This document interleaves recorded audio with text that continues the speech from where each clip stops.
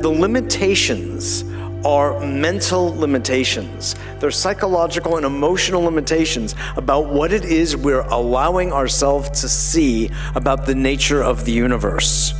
Moray and I had a very nice little chat about this, that it is a game in many ways of perception, and you get the world that you perceive. If you keep perceiving it on one level, indeed you will get that world. And if you open that world up, which is the purpose of this entire conference, you will get a larger, infinite world. Okay, without further ado, I want to bring on Judy Wood and get down to some more brass tacks so we can progress our evolutionary thrust in today's afternoon. Judy Wood.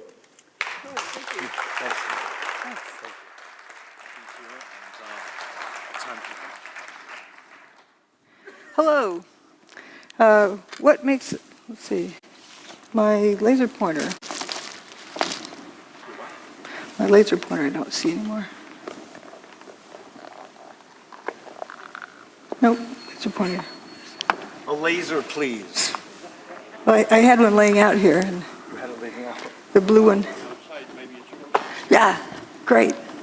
Thank you. Fantastic. Well, what makes a scientist? The lab coat? Many folks have said that, well, she's not a scientist, she's not an engineer. Well, what makes an engineer? I have degrees that show it. I have a lot of experience that show that. But a lot of folks need an icon. They need somebody to look the position in order to take it seriously. So I'll go ahead and take these off, or maybe take me more seriously if I wore the coat. Let's see. Hey, you want to pull it off so I don't take off the... How far do you want to go? Yeah. There you go. Most people don't realize that this lab coat originally came from, does anyone know? Madison Avenue.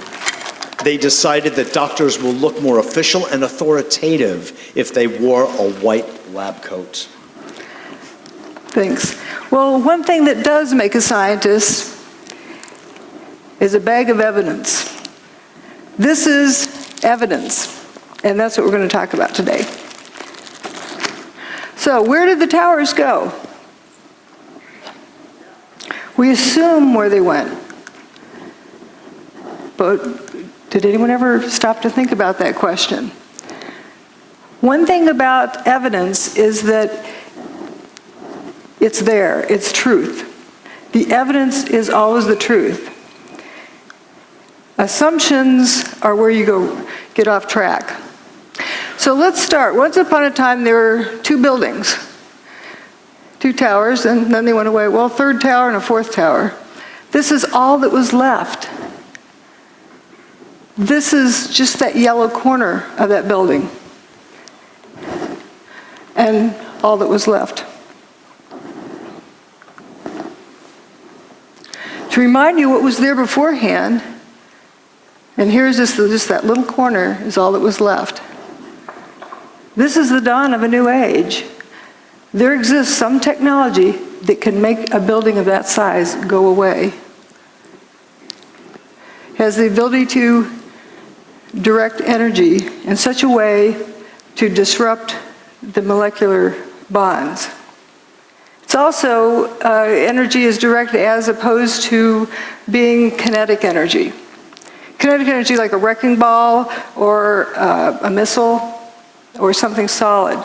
We're going to go through the data and see that you can eliminate about every kind of kinetic energy weapon.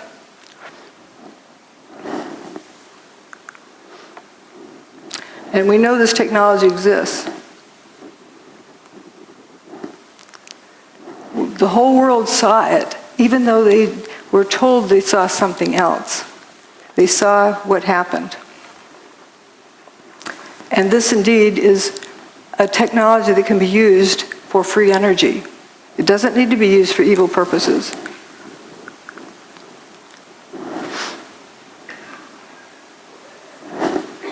Oops. Again, that's all that was left, just a story or two of that. And would you believe it, that 14 people survived in there?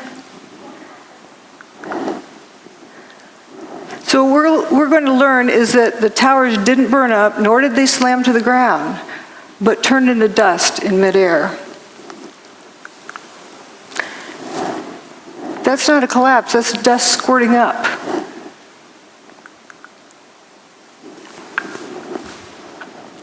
Why did so few people see that?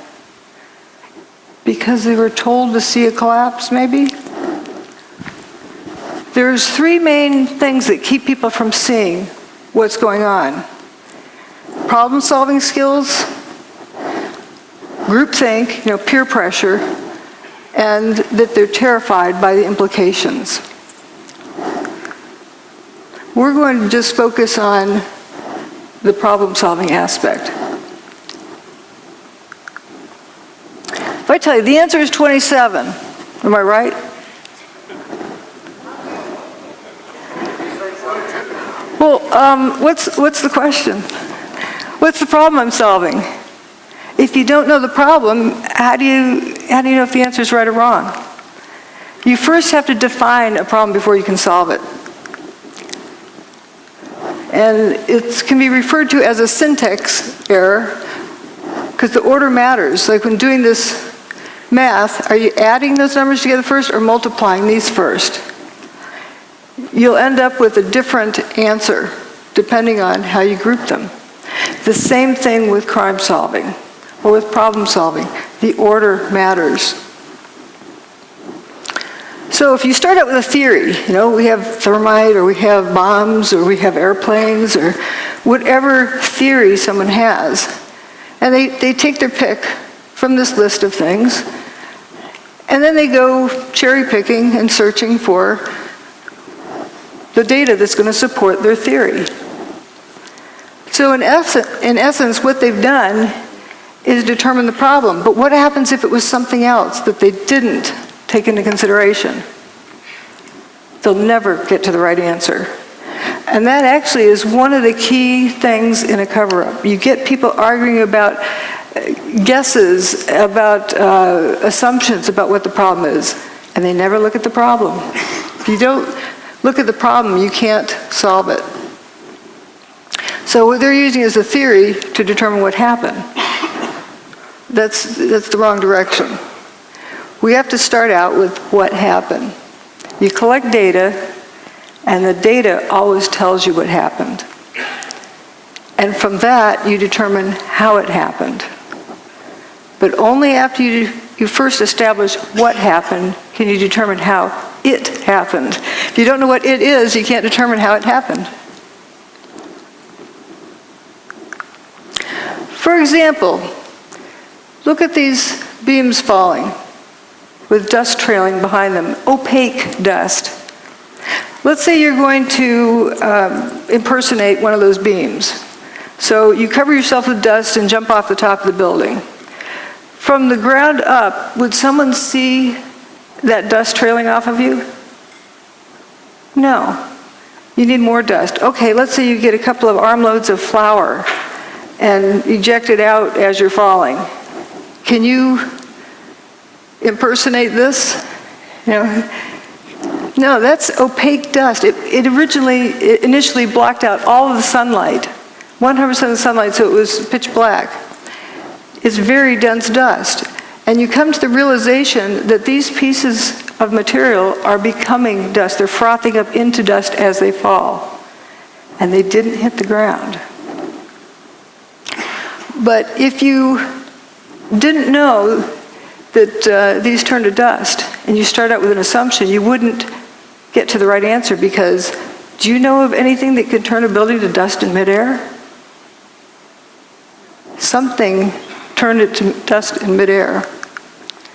So it's important to first determine what happened, then how it happened, and only then who did it or why they did it. But again, we're just going to focus on what happened. The towers didn't slam to the ground. If they had slammed to the ground, there'd be over 1 million tons of debris left stacked up in the ground. That didn't happen. Manhattan would have been flooded Well, as we'll see, the towers were built in the Hudson River with a dike around them. If you slam 1 million tons of debris down onto the dike, you're going to break it. Didn't happen. And if you slammed 1 million tons of debris to the ground, it's going to make a thud. The seismic signals did not reflect that. Those are the 3 biggest issues, but there's a whole lot of others as well. But we'll focus on those initially. The lack of debris, the fact the bathtub wasn't damaged, and the low seismic recordings. There's all sorts of other things, and toasted cars, of course, is one of the favorite things. And then in the second part, I talk about other pieces of information, other data that shows more about what technology is involved. But remember, we first have to establish what happened. Lack of debris. Again, if over 1 million tons of debris slammed the ground, you'd see a pile of debris left over. All right, you go to work on a nice September morning, and there's Tower 1, there's Tower 2, and you work down here in Bankers Trust. So you're going to go into your office there in Bankers Trust, and then you're going to look out the window and see what you can see. Down here, you look out the window. What's it going to look like? That's looking out that window. Air-conditioned office, looking across the street, and whoops, where did the building go? This is right after 9/11. Tower 2 is basically missing. Tower 1 is missing over there. I think everyone would have to agree there's not enough stuff left piled up on the ground. So again, it's where we're looking out there. Now we're going to look the other direction. And there's this main body goes missing. Just the north wing is left. The building just went missing. That's building 4. It was a 9-story building.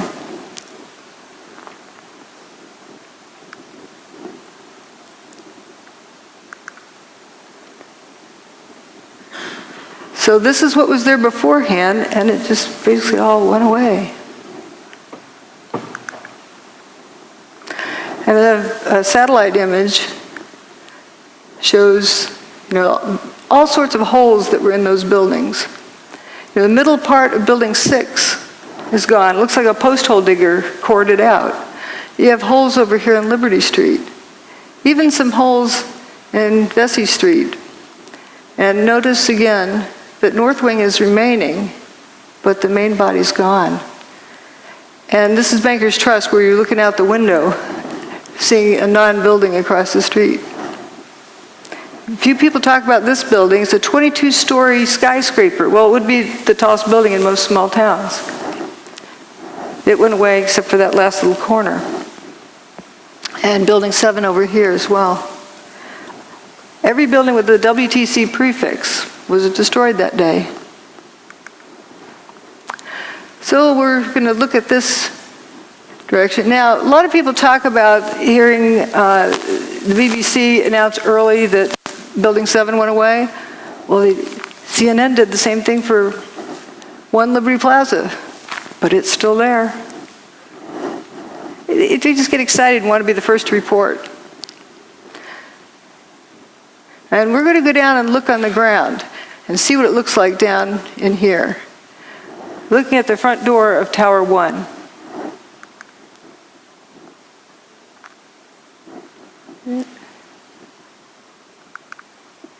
So here we are down on the ground. There's Tower 1, the north and south walls. The ambulance that was parked in front of the front door of Tower 1. It doesn't look clobbered by anything. This picture, I believe, was taken on 9/11, later in the day. I don't see any big steel beams on the ground. There's aluminum cladding. The towers were built with steel columns on the outside that were covered with aluminum cladding. And you see the aluminum cladding. The ambulance looks pretty good. This was the day after 9/11. Peter Jennings in the studio. Do we have sound? Uh-oh. Well, what Peter Jennings is saying is, George, we got it. And have you been able to Start again.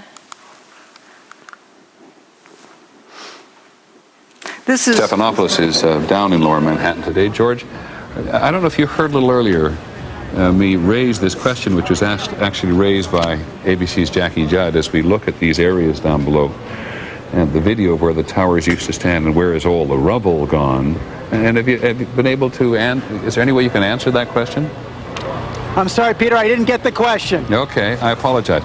Jackie Judd and several other people keep asking us, when you look at where the towers used to stand, there is surprisingly so little rubble. Where did all the rubble go? It's a very good question, Peter, and I have asked some people who've been doing some of the rescue and recovery work this morning. If you look behind me, you can see the very remains, the skeletal remains of the World Trade Center. And one volunteer, Robert Gerlinski, explained to me the reason there's so little rubble is that all of it simply fell down into the ground and was pulverized, evaporated. This is vital information. I really feel for George Stephanopoulos. He's got this job telling the world what's going on there, and that's the best he could do. And we humans tend to keep asking questions until we're given an answer. We don't stop to think if the answer makes sense. So what he is telling us is that it's obvious there's a big lack of material there.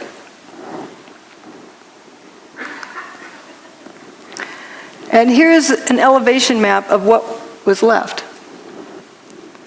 And you see Building 4 went missing, the holes in Building 6.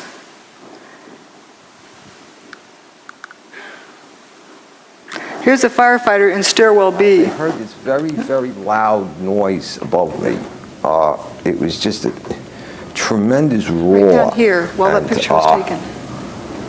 It was above, and it sounded like it was coming towards you, and then the wind, a very, very fierce wind, and my health, it started lifting me up off the ground, and so that's when I crouched down. The next thing I just crouched down. I got to the corner of the staircase by the railing, and I just got as small as I could possibly get. Because I'm not a big guy to begin with, so fortunately I'm not. So I got in and I literally, well, I guess the best way to describe it, I tried to crawl into my fire helmet. That's what I wanted to do, just to protect myself. And I wasn't sure what was going on. I thought the building might be coming down, and I figured, okay, this could be it, and I was a little angry. I said, so like, damn it, like, why me? Why, it's beautiful. I'm going to die in the World Trade Center on a beautiful summer morning. It's like a little denial and disbelief sets in, and so then I started getting hit with stuff. It was just debris was hitting me, and it went dark, and then the next thing was just total silence, nothing, no wind. No noise, no light, nothing. And then I started hearing noises. I started hearing like moaning, and guys were starting to communicate, yell out. These were the guys I was trapped with. They're calling out, who's there? You guys all right? Blah, blah, blah, and this kind of thing. And I realized I was other people. I wasn't alone, because when you're alone in a situation like that, it's like existential isolation. It's like, and then when you find out you're with other people, it makes you feel a lot better. Even though you're in a very bad situation, at least there's other people. But then the strangest thing happened. This beam of sunlight came right in on us, like about 8 inches long, but it was clearly sunlight. It was all dirty, full of debris, and it looked like pepper was floating around in it, sort of. But it was sunlight, and I'm like amazed now. It's a 110-story building above us, and I'm looking up at the sun. He was right at the base of this building. But when you came out, you had no idea where you were. There was no way to tell north, south, east, west. It was just the whole atmosphere was full of debris and papers and smoke, and there was no landmarks. There was no way to make a reference point. There was no, you couldn't see the sun anymore. The sun had gone away because the sunlight that had come in now was gone, and so there was no way to tell which way you were going. He was at the base of this building while this picture was being taken. And all 14 of them walked out on their own steam. Let's see. Here again is where they were. Jay Jonas was one of the ones with them and said, I looked and said, guys, there used to be 106 floors above us, and now I'm seeing sunshine.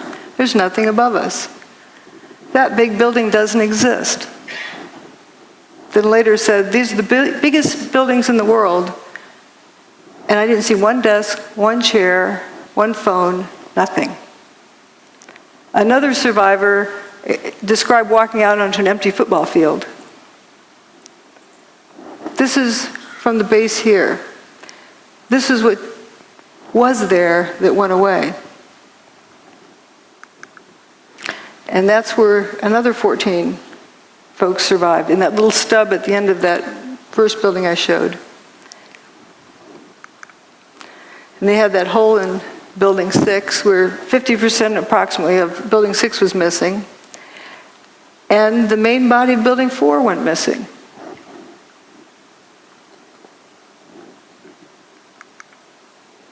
Every time a floor hit another floor, it would not only make a noise, but it would cause tremendous vibration. So we're being bounced up and down off the floor, hearing this collapse coming closer and closer. Mickey Cross was caught on the second floor. My helmet started flying off my head. I had forgotten to snap my helmet. So I grabbed my helmet. I guess instinctually I just pulled myself down the corner. The collapse of the North Tower created a massive rush of air. I was blown down 6 stories down to the first floor, and all I can remember while I was being blown down was, oh my God, oh my God, oh my God. There wasn't any time to think about anything. The 110-story tower disintegrated in just 10 seconds. It was that fast, yet for me it was kind of slow motion too at the same time. And I remember thinking to myself, I said, oh shit, this is it, we didn't make it.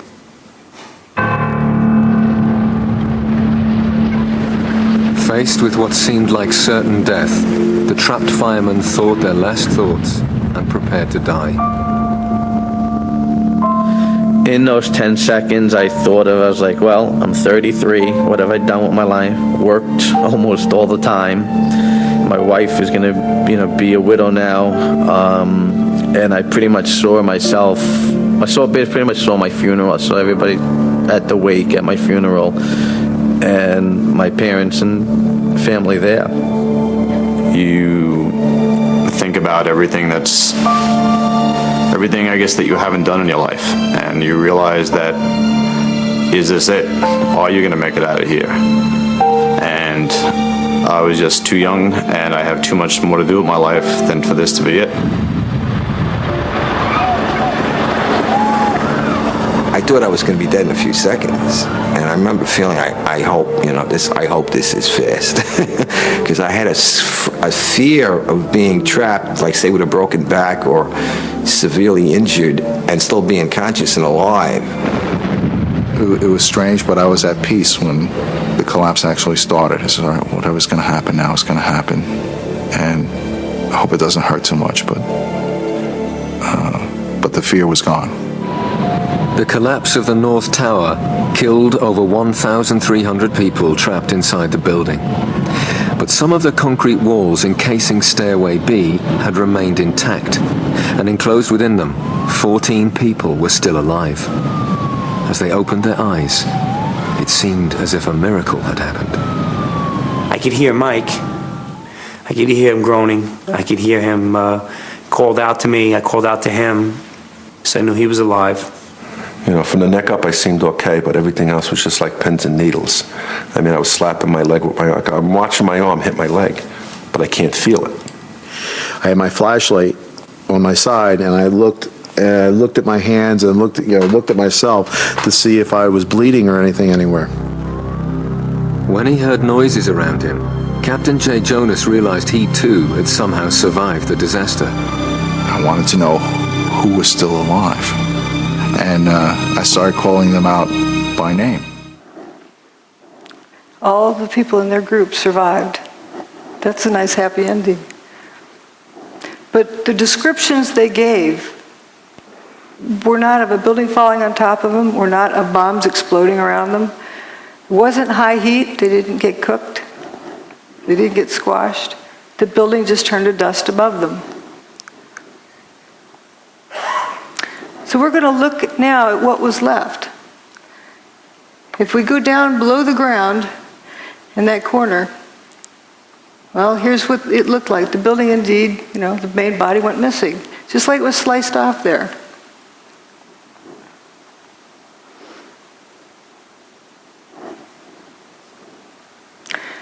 So the mall is in the first story below ground. And there's some firefighters that were walking along there. We're going to go down one story and look at them. The perspective.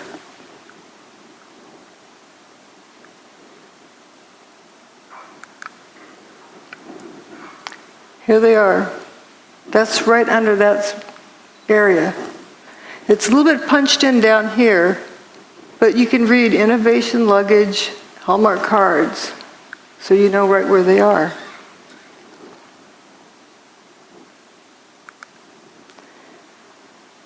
So now we're going to go a couple of stories below that to the loading docks. And it's right below there is where they're walking, but the loading docks look from up above. And it's painted purple under Building 5, so you know where you are, and then green under Building 4. So it's color-coded so the delivery trucks know where to unload. And we're going to look down that direction.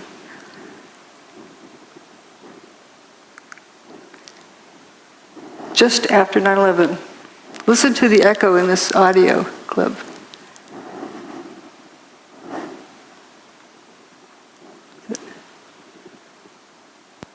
Going down to the parking garage. We're in quite deep. These are the first pictures of search crews underneath the World Trade Center, desperately looking for survivors. That's not a collapsed parking garage. That's not even a full parking garage. It's an empty parking garage.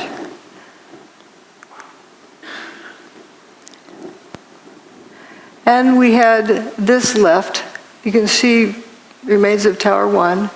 Stairwell B where those guys survived, and it's all at ground level. There was a lot of dirt brought in. We were able to move 120 dump trucks out of the city last night, which will give you a sense of the work that was done overnight. So some of the debris has already been removed. More of it is being removed, and it'll be done by barge all throughout the day today. Did you think it was going to get cleaned up in one day? Again, here's the ambulance picture and all that was left. Where's the debris of 1 million tons of building? One of the other survivors said this. We kept telling him we're in third floor, fourth floor, stairwell B, North Tower. Where are you? North Tower, stairwell B. Where are you? Stairwell B, North. Don't you know where North Tower is? They didn't know where the North Tower was because there was nothing left.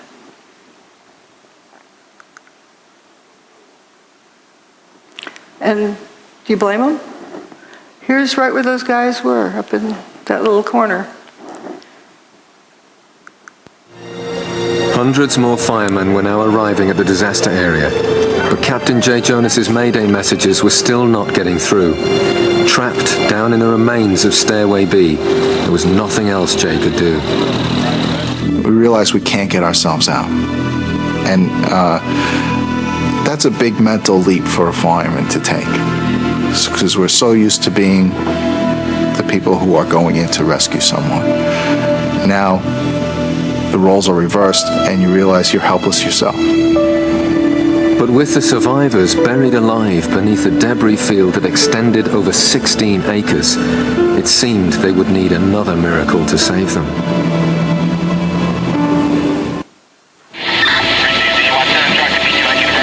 It was midday on 9/11, and in the chaos and confusion, Captain Jay Jonas's Mayday messages were still not being received. The firemen had no idea there was a pocket of survivors nearby.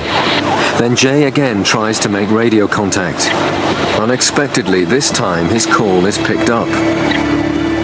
One of the officers coordinating rescue operations is Chief Nick Visconti. He responds to Jay Jonas's Mayday call. Operations to Lattice 6. All units stand by. Operations to Lattice 6. I got a radio transmission from Nick Visconti. I heard Operations Post to Lattice 6. Operations Post to Lattice 6. This is Jay, where are you? Okay, 10-4. North Tower, stairwell B as in boy on the second floor. But the location Jay gave was unbelievable to them. The North Tower no longer existed. They asked for his location again. He asked me that a couple times, and one time he asked me that. Somebody else got on the radio and said, "Where's the North Tower?" I remember somebody saying it, "Where's the North Tower?" on the radio. And I said, "Oh shit." I says, it's not good.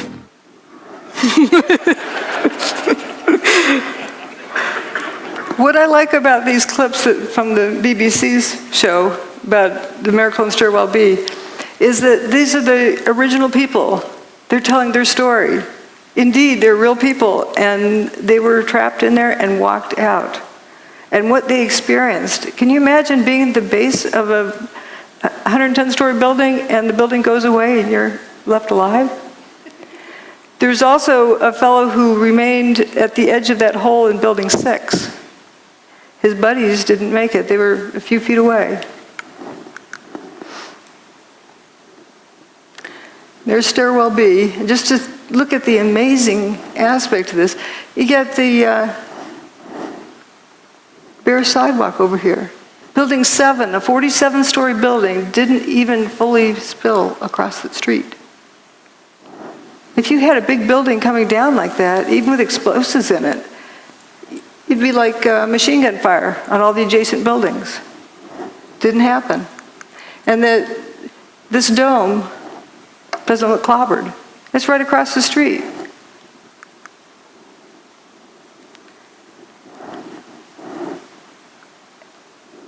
You don't see that debris piled up on the ground. This is right at ground level. So now we're going to talk about the bathtub. I don't know what the lighting is. If the building crashed to the ground, Manhattan would have been flooded because that dike around the bathtub would have been ruptured.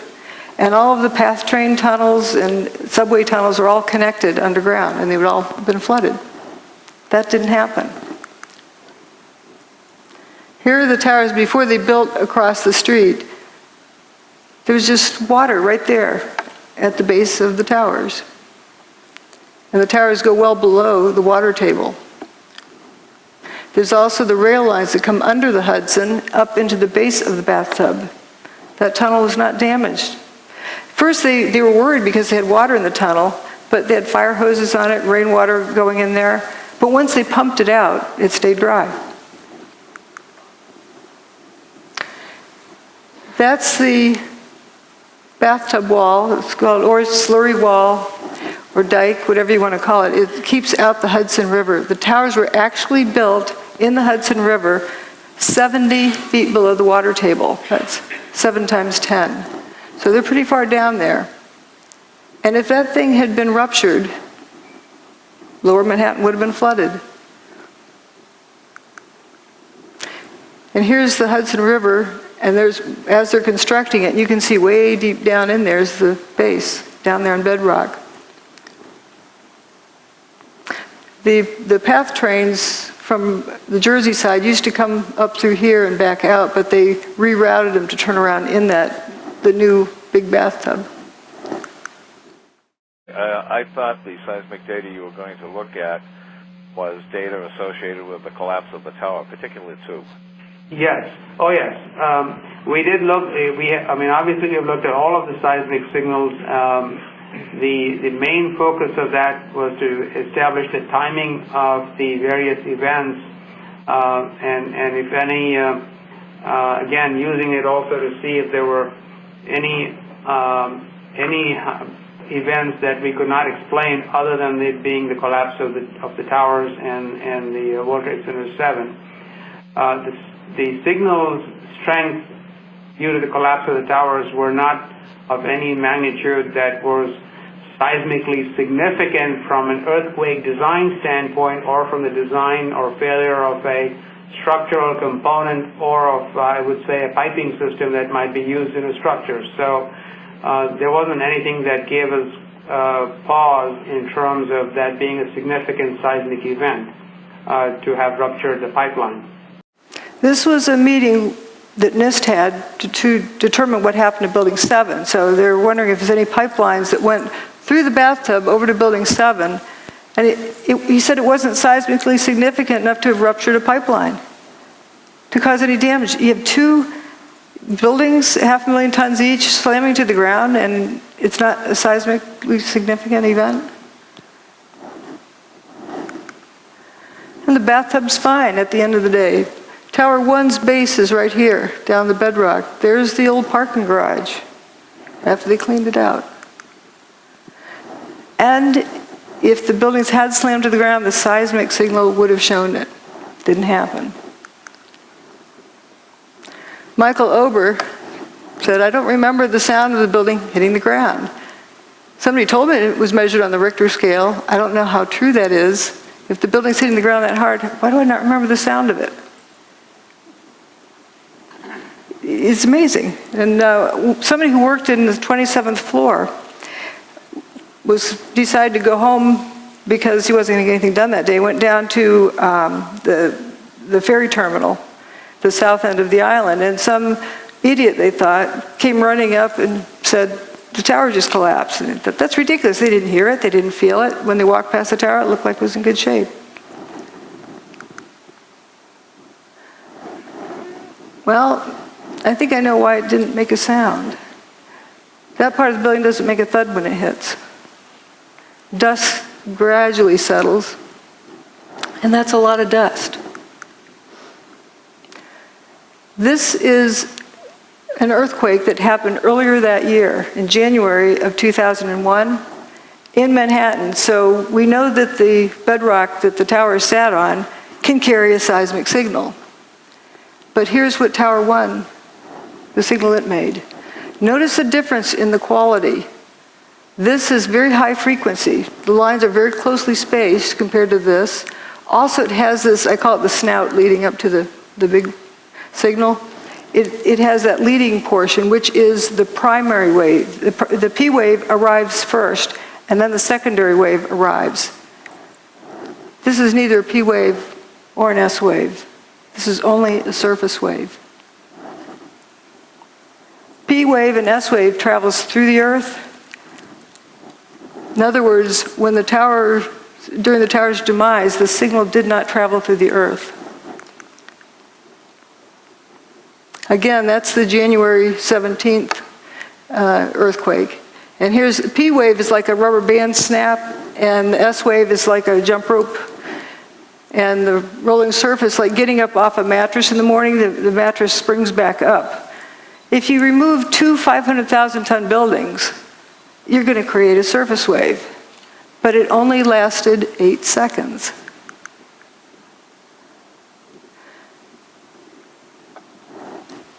You know it takes 9.5 seconds to throw a bowling ball off the roof of the towers and have it hit the ground?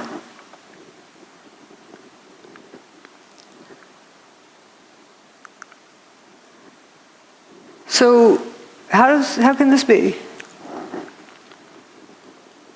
The building couldn't have reached the ground as a solid, rigid object.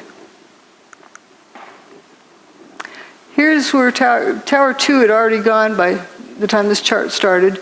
Tower 1's demise there. But here we're going to focus on Building 7, down here. There was an earthquake in the Fox Islands up by the Aleutian Islands, and that's what the mess is after that. But where this vertical red line is, there's no seismic event that shows up at this scale. Nothing that stands out from background noise. For a 47-story building's demise? This is the King Dome. So here's a controlled demolition, and it produces a P wave and an S wave. So what length of time does that take? It takes, for a free fall speed from the roof to the ground, is about 4 seconds. But the portion of time that the ground shook was more than twice that. So that doesn't answer the question either of what we saw. And with Building 7, what is very telling is that they calculated when the P wave and the S wave should have arrived because they could not pick it out from background noise. They couldn't even pick out where the surface wave arrived at one of these stations. So there's 5 different stations reporting, and they had to calculate when the S wave and P wave would have arrived, and it was not there. The signal did not travel through the earth. So if we have Seattle King Dome, we're going to look at things relative to that. That made a 2.3 on the Richter scale when it was blown up by controlled demolition.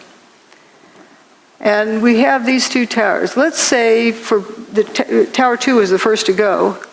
So if we turn it to dust, all but the bottom 16 stories, and then drop a 16-story building to the ground, we record approximately the same seismic signal as what was recorded on 9/11. Just pretend this rest doesn't exist. And for Tower 2, if you turn it into dust above the 20th story and just drop a 20-story building to the ground, you get the seismic signal that was recorded. And for Building 7, it's all but the bottom 2.5 stories. Where's the rest of the building? Makes it 0.6 on the Richter scale. That's like a jackhammer. It should have sounded like it was raining dump trucks. You know, big dump trucks go down the road, they wake you up at night because they vibrate the ground. So we've talked about these 3 things. Now we're going to talk about dustification and lather. You'll notice I use a unique language. If you don't know what the phenomenon is, and you use the name of a known phenomenon, that's wrong. You're misleading the direction the information is going in. You're calling something like fire when it's not fire. That's why I use the word fumes, because if you use smoke, you're assuming the cause to be fire. If you don't know what the phenomenon is, better not use a name of a known phenomenon. Well, what happened to these buildings? That's a phenomenon we've never seen before. It needs a new name. I call it dustification. The buildings turn to dust. It's not a difficult word to remember either. And often I use names of food, you know, like Cheetos or something like that. You're not going to confuse this with food. It's better than using characteristic 493-7A. You're not going to remember that. But we're going to talk about dustification.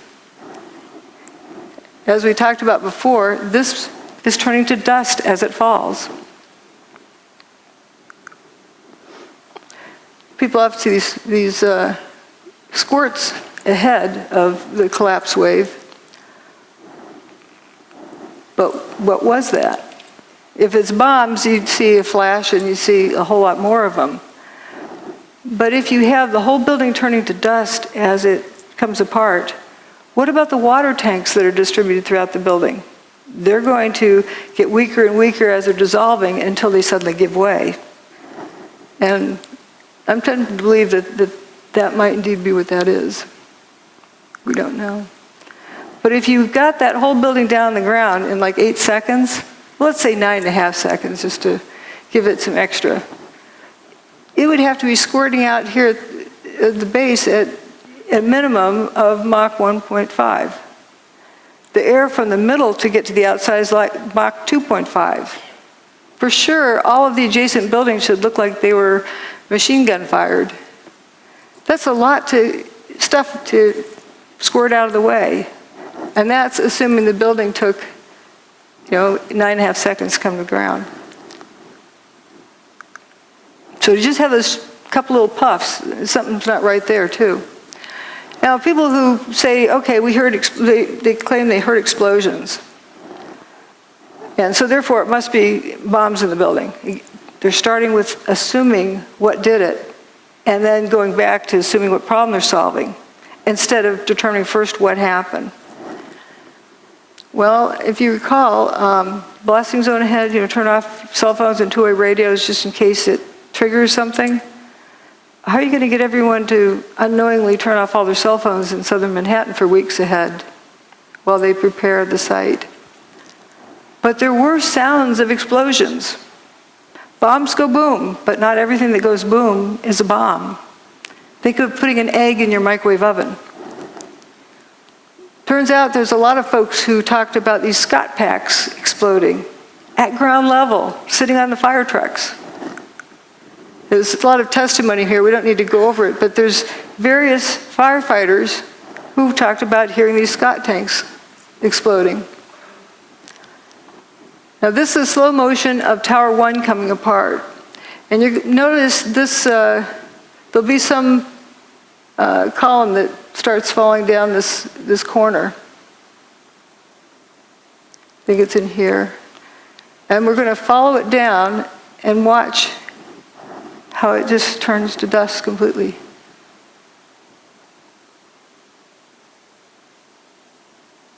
And as well as these other things. Here it is. Okay, it's got the dust trailing behind it. This is a solid piece.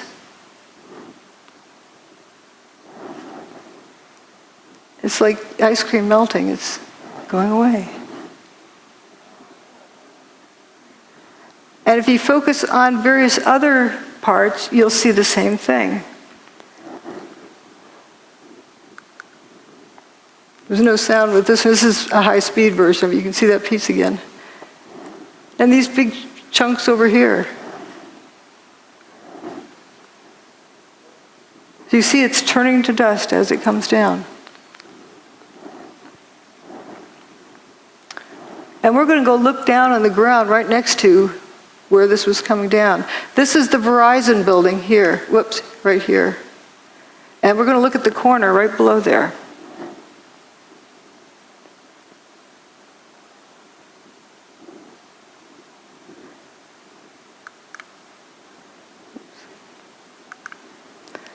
That's the Verizon building right there. This is that intersection where that material was falling.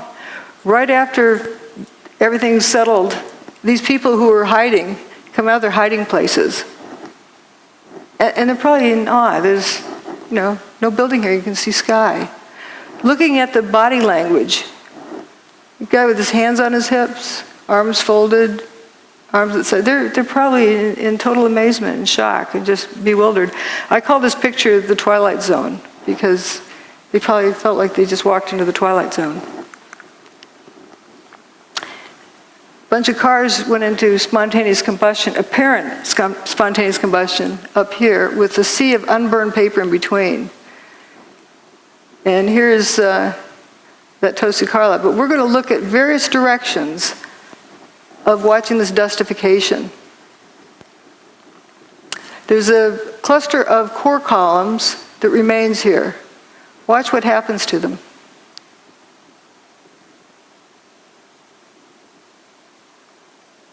They just faint.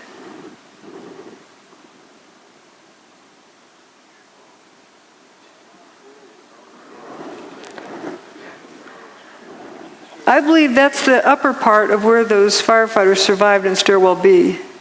Those are core columns. This is another one. See how it peels away like a banana? And you see this clear air around it. Some folks like to say dust settled on it. Well, dust can't settle on something like that fast without seeing it.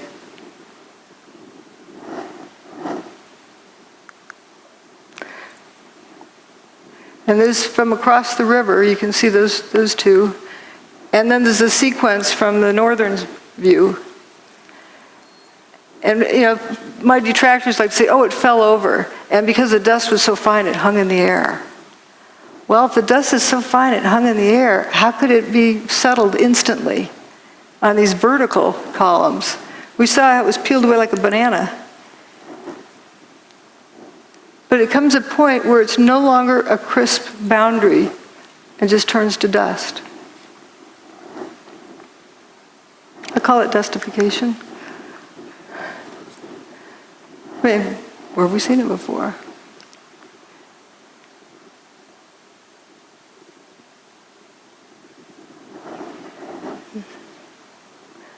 Here goes one more round.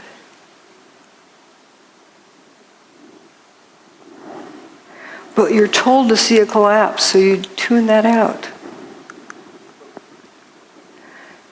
You can see all of this just frothing up into dust. That part.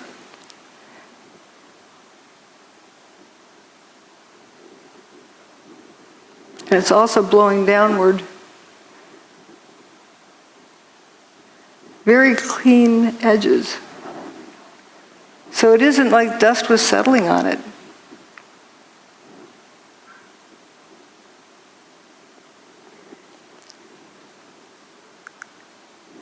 And another part of it, this is further up than this image, because this is coming down close to this building. But notice there's some chunks that go missing. And notice the dust kind of squirting out the ends of those pieces. You can see it trailing. So the reason why it didn't, you didn't hear a thud when it hit.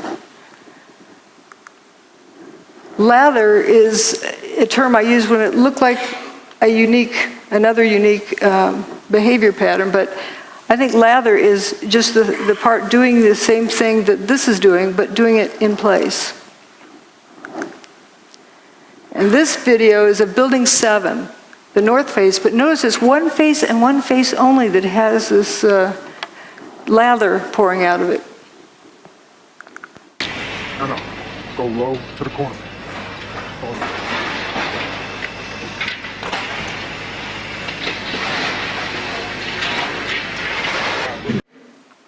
Notice it's spiraling around. And if it was smoke from a fire and it really needed to get out, why isn't it coming out these windows? If there's a traffic jam, why does it take the path of least resistance? The wind that day was 7 or 8 miles an hour. No, go low to the corner.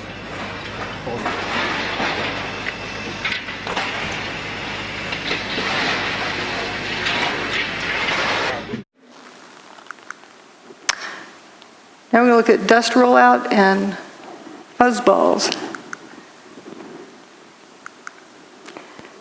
This wall of dust is pouring down the street. It was chasing people, and it overtook them. Didn't cook them. Just left them covered with dust. I like these abrupt lines. Like you can see where this other fellow's tie was tucked in there. He was just covered. He didn't get cooked. The dust went a certain distance and then went up. Another bizarre thing. Again, it's important just to take in all of the data, and it starts telling you the story of what happened. Let the evidence tell you the story instead of forcing it to go a particular direction. And I wouldn't have seen this before, just all particular distance then goes up. There's a video filmed by Bob and Bree, who had an apartment up here. Bless them for saving this video and then sharing it with the world. This is an image from there, and the dust doesn't quite touch their window and then goes up.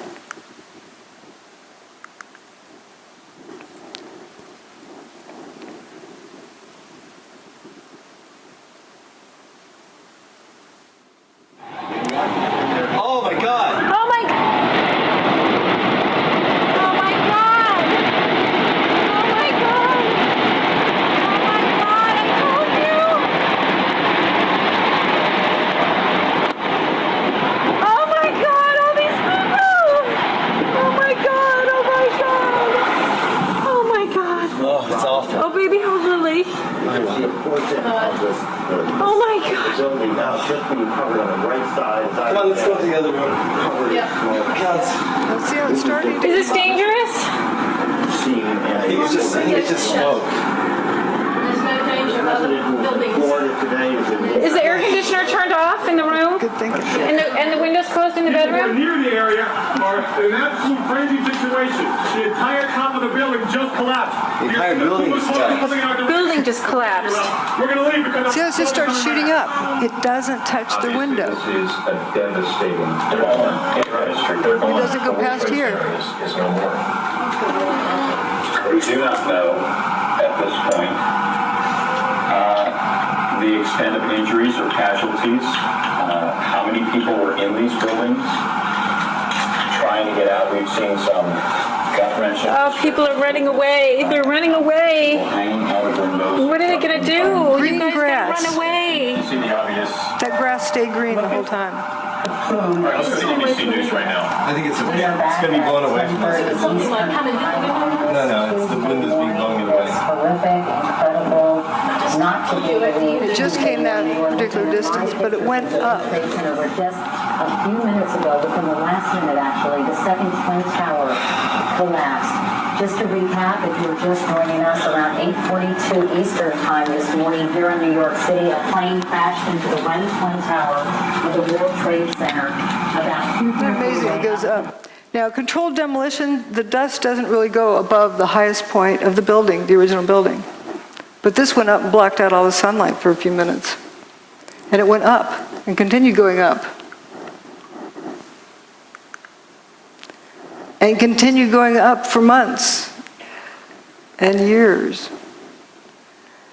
Wet tire tracks, they wet it down, they're misting it from up here. But what's this? Wet dirt. All right, fuzzballs. Notice how clear the air is from here on up. But down at the bottom is a thick haze. And you'll notice from the time on the clock that it's only 15 minutes after the South Tower went away. And this is 15 minutes before the North Tower went away. How could that fine of dust have landed in that short of time? It's fallen out of the air because it's clear. And there's several other pictures that indicate this, that it was coarse dust that landed and then became fine dust and began rising up like it kept breaking down.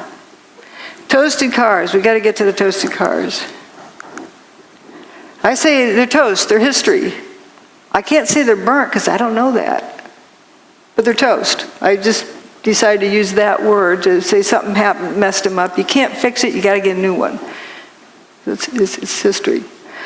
This is a police car found on FDR Drive. I don't know how it got to, I don't know where it was toasted. There were some that were witnessed as being toasted on FDR Drive.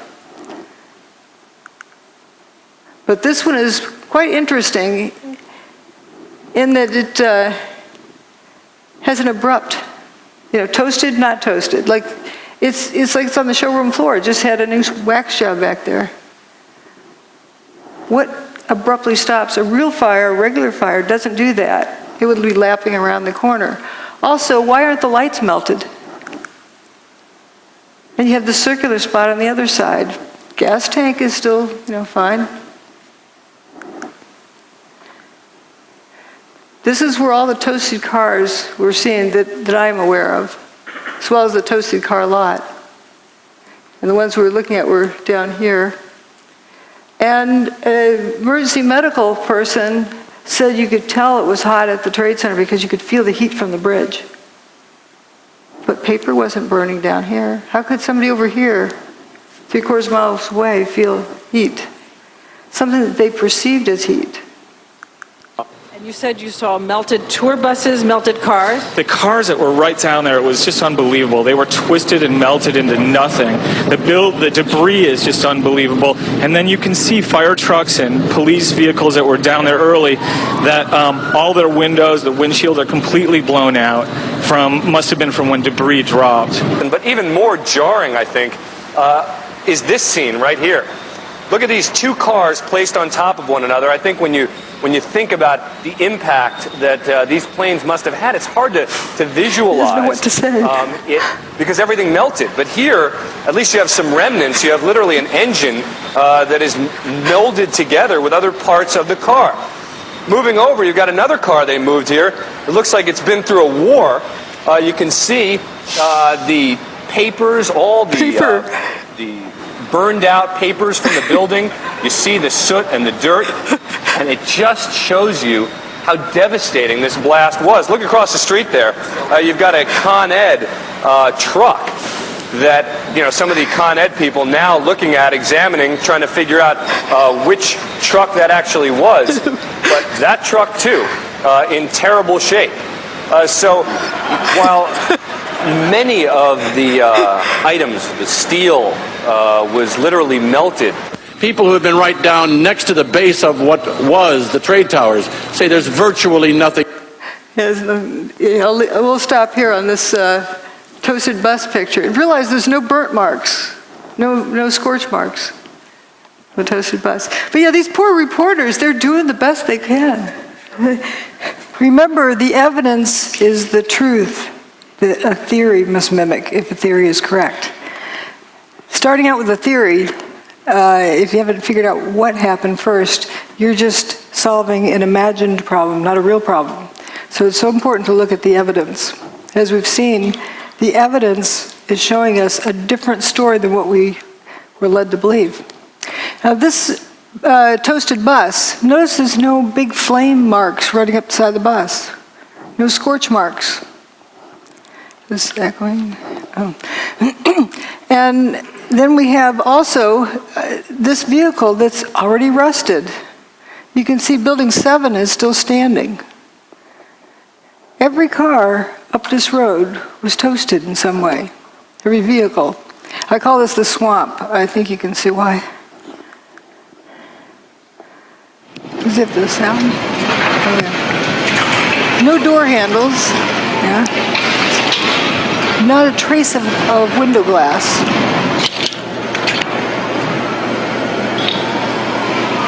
Just gone. Go, go. 3, 2. Oh, man. More debris falling from a nearby building, the World Trade Center. We're at West Broadway and Barclay. Very difficult to breathe here, but look around. This must have been ground zero where this thing blew up. Car after car after car, buses completely obliterated and burned straight down to the steel. Behind me? He was describing it the best he could. Here's more of that street. And notice no door handles. Now that in itself isn't surprising, but we're just noticing the patterns. It seems that door latches, trunk lid latch, this door, door latches and door handles were completely gone. Also, this looks like it was sandblasted, ready for a new paint job. Not a trace of window glass left in that. And that's what seems to be a trend with the toasted vehicles. Something happens to the engine compartment too, like this one down here. And notice again this distinct, abrupt line between different parts of the car. Now, often folks say, well, that's just like any old burnt car. Here are burnt cars up at the top. Notice these rings of burn marks around it. And burnt cars also have remains of window glass. This is clean down here. And here we have traces of window glass left. And of course, there's a lot left there. But the ones at 9/11, there's not a trace. The ones that are seriously toasted.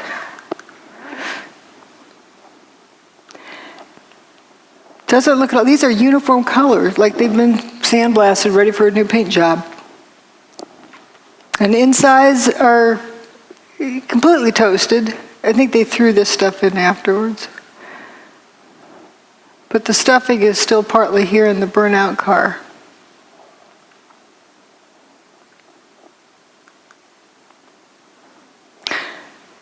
So there's a bunch of cars that appear to go into spontaneous combustion up in that parking lot. And we have various views of that, and my detractors often say, well, the cars were towed. They were burned elsewhere and were just towed through junkers. But we have photos of them before, during, and after. Now, here's the toasted car. See how it looks like there's flame coming out of them, but the sea of unburned paper in between. The building's over here, the towers. And here again is the tower still standing. And there's the untoasted cars. They're not even toasted yet.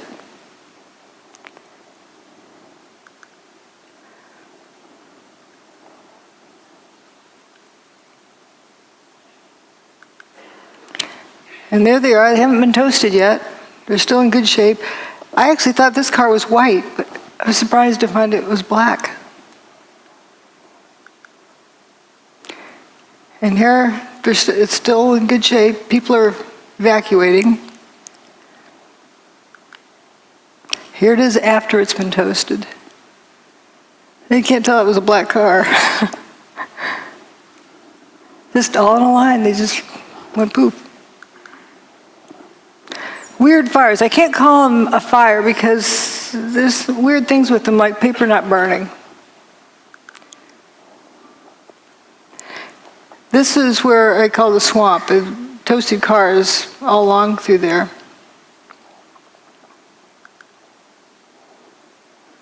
And the fellow who came out that door, he's probably the one that left it open, walked up West Broadway, and it was pitch black. And then he said, thank goodness the cars started lighting up, because then he could see where he was going. He walked out of there up to intersection C and turned over towards D. And intersections along there, paper's not burning. Here's the firefighters going for a lunch break. They come, doo-doo-doo, you know. They don't seem at all concerned that they're walking through this fire. They aren't worried about a car blowing up.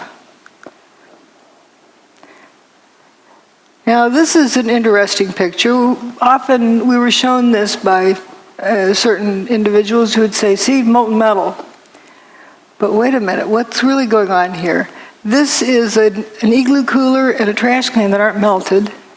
If this is white hot, then it's got to be, you know, hot enough that it's going to melt this aluminum. Aluminum melts at around 660 centigrade, and it's a kind of barely a beet red. You have to be like 1,000 degrees centigrade in order for it to glow. So when aluminum's glowing and it's not a puddle, something else is going on.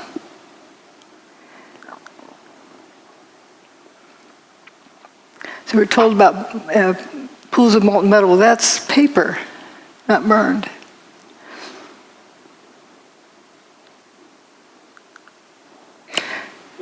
Aluminum is blood red when it melts.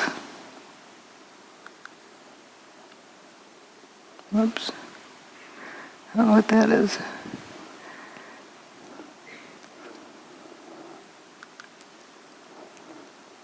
Again, remember this temperature, and up here is where you need it to be well above where aluminum melts. But you see, this aluminum cladding appears to be glowing on the end. This corner up here. And you get these, I call them Cheetos. And in case people don't know what Cheetos are,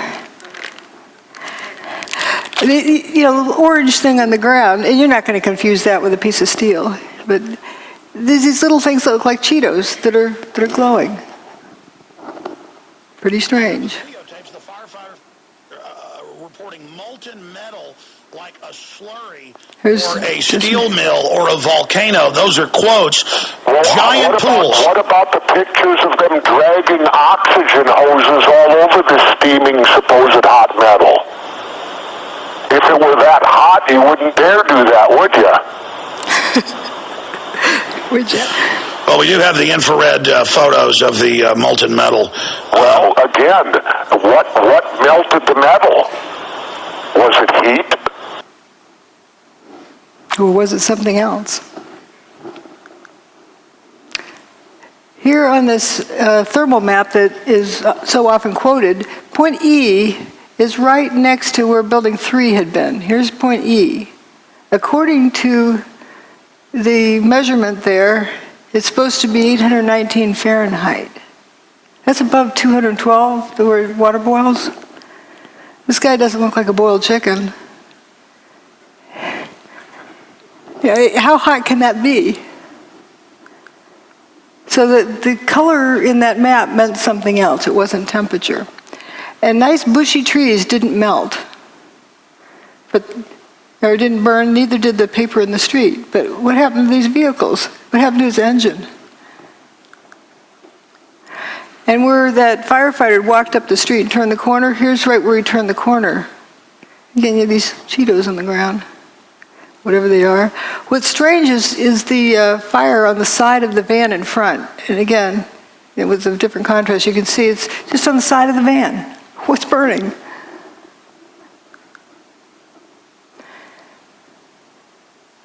This shows the apparent spontaneous combustion. This is during the cleanup. You see that thing that flashed over there?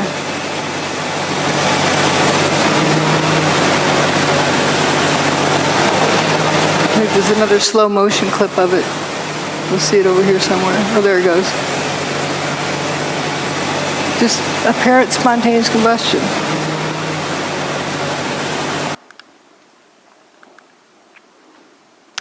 This is a clip where they talk about hot steel-toed boots. Up to 10 times a night, often until 2 in the morning, delivering whatever it is rescue workers need to do their jobs, like the ones working in the hotspots.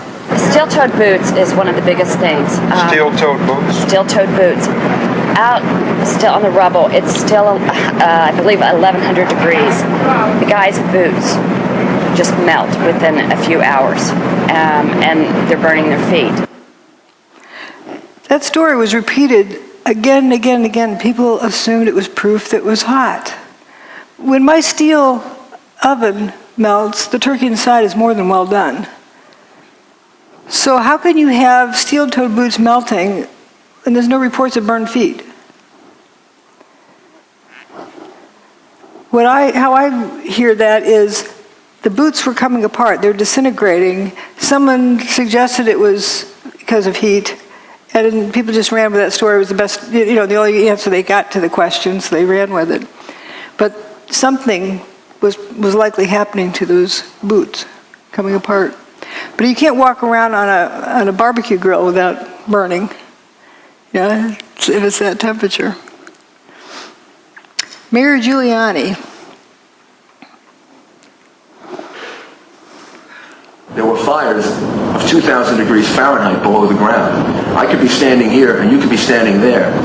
And I could be describing to you, Governor, the site. And then a fire would break out in between us. And it was just by luck or the design of God that we weren't killed. He was standing on 2,000 degree temperature pile. He doesn't mean to be sounding like an idiot.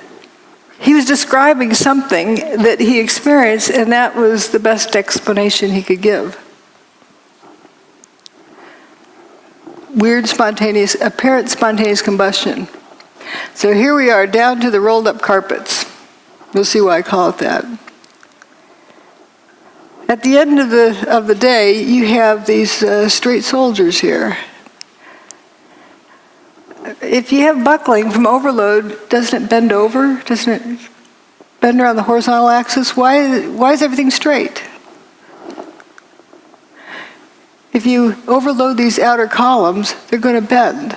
If you mash something down real hard, it's going to bow out. Yet what we have, instead of having it bend over, is curling around the vertical axis. Here's a cluster of 3 columns. And this lasagna noodle, see, you can't confuse that with a piece of food, but it emphasizes the fact that this isn't loading that does this. Something else happened to this. This is straight, it curled around the vertical axis, not the horizontal axis. How do you get something to bend more than 180 degrees and not even crack? It's a smooth bend, and it splits at the seams. This is a very interesting one. I'd like to have somebody, an engineer who claims that that's normal, draw me a free body diagram and show me the loading to put on that beam to make it do that. It's not like a rubber band that recoils. If it's hot and it's flowing, it doesn't have the strength to recoil. So how do you explain this crinkling up, like curling ribbon?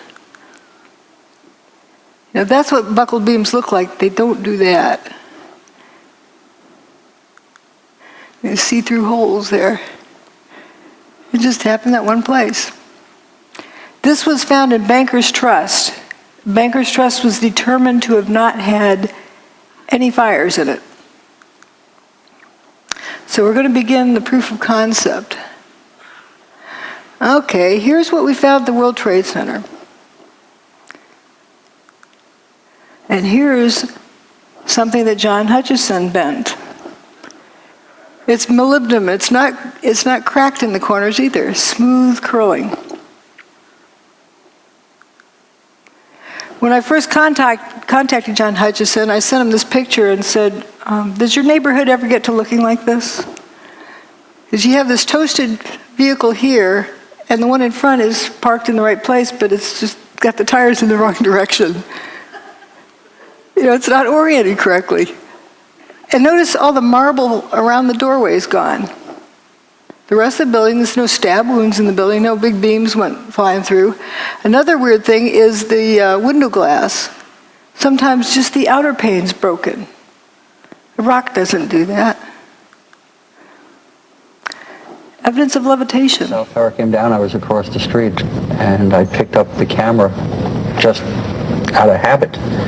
And something in the back of my mind said, run, run, run. And never in 20 years of shooting in New York have I run from an assignment. But something in the back of my head just said, run. And as I hit the corner of Liberty Street, it was almost being picked up by a tornado, almost being picked up by a wave. It was like being picked up with that black cloud. That black cloud had substance. It was like night, but it had a solid feel to it. It was like gravel, hot gravel, and just picked me up and tossed me about a block. At one second I was running, and the next second I was airborne. And I lost my glasses, I lost my cell phone, I lost my pager, but managed to hold on to both cameras. But it threw you for a block? I was back down at Ground Zero last week and walked the area where I have a pretty good recollection of where I was and where I wound up, and it was just under a city block.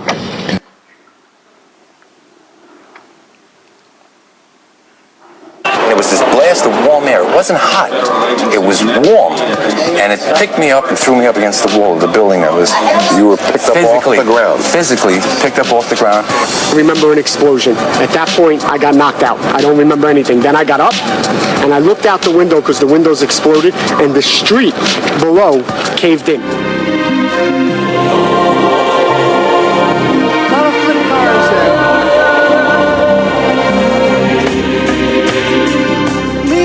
The trees.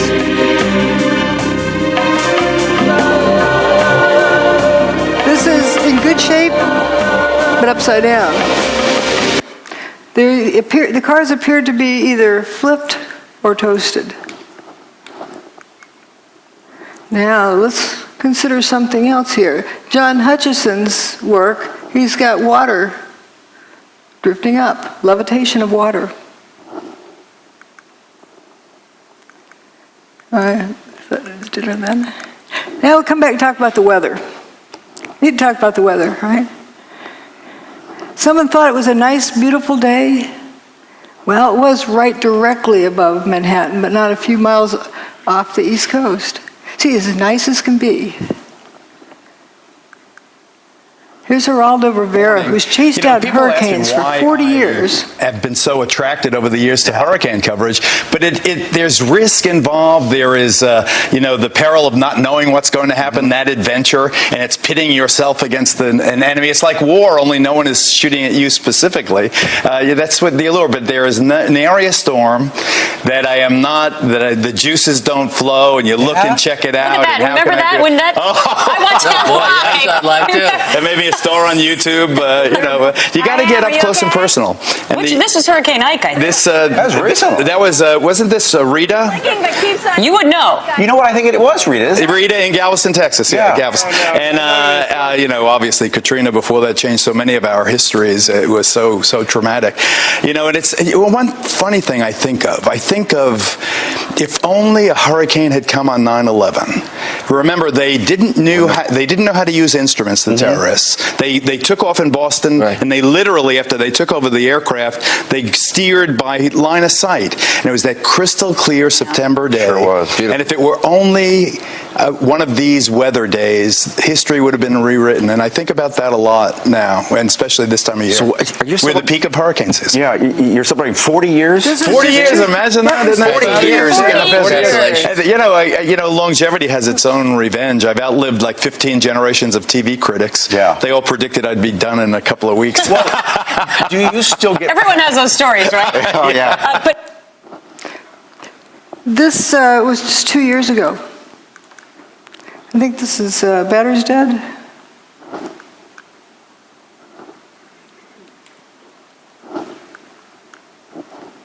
No, it doesn't seem to advance. I'm going to click advance.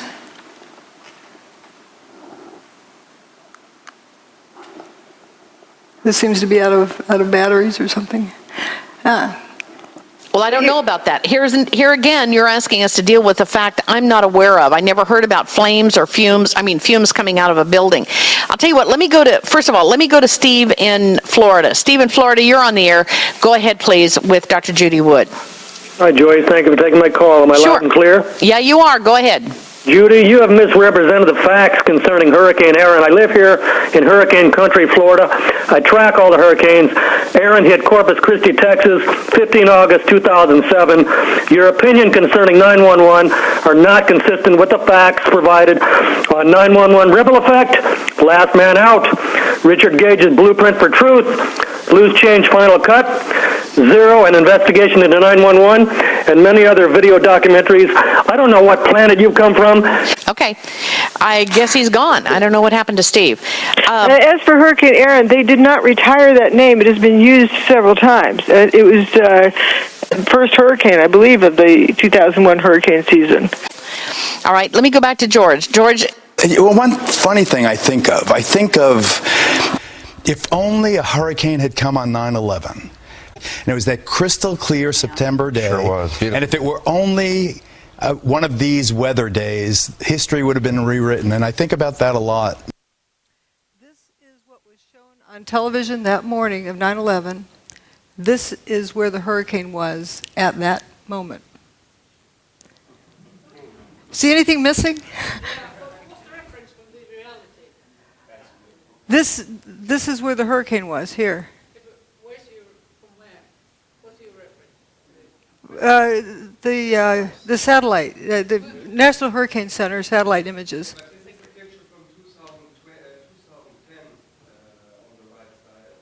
That's Geraldo from that time. The rest is from 9/11.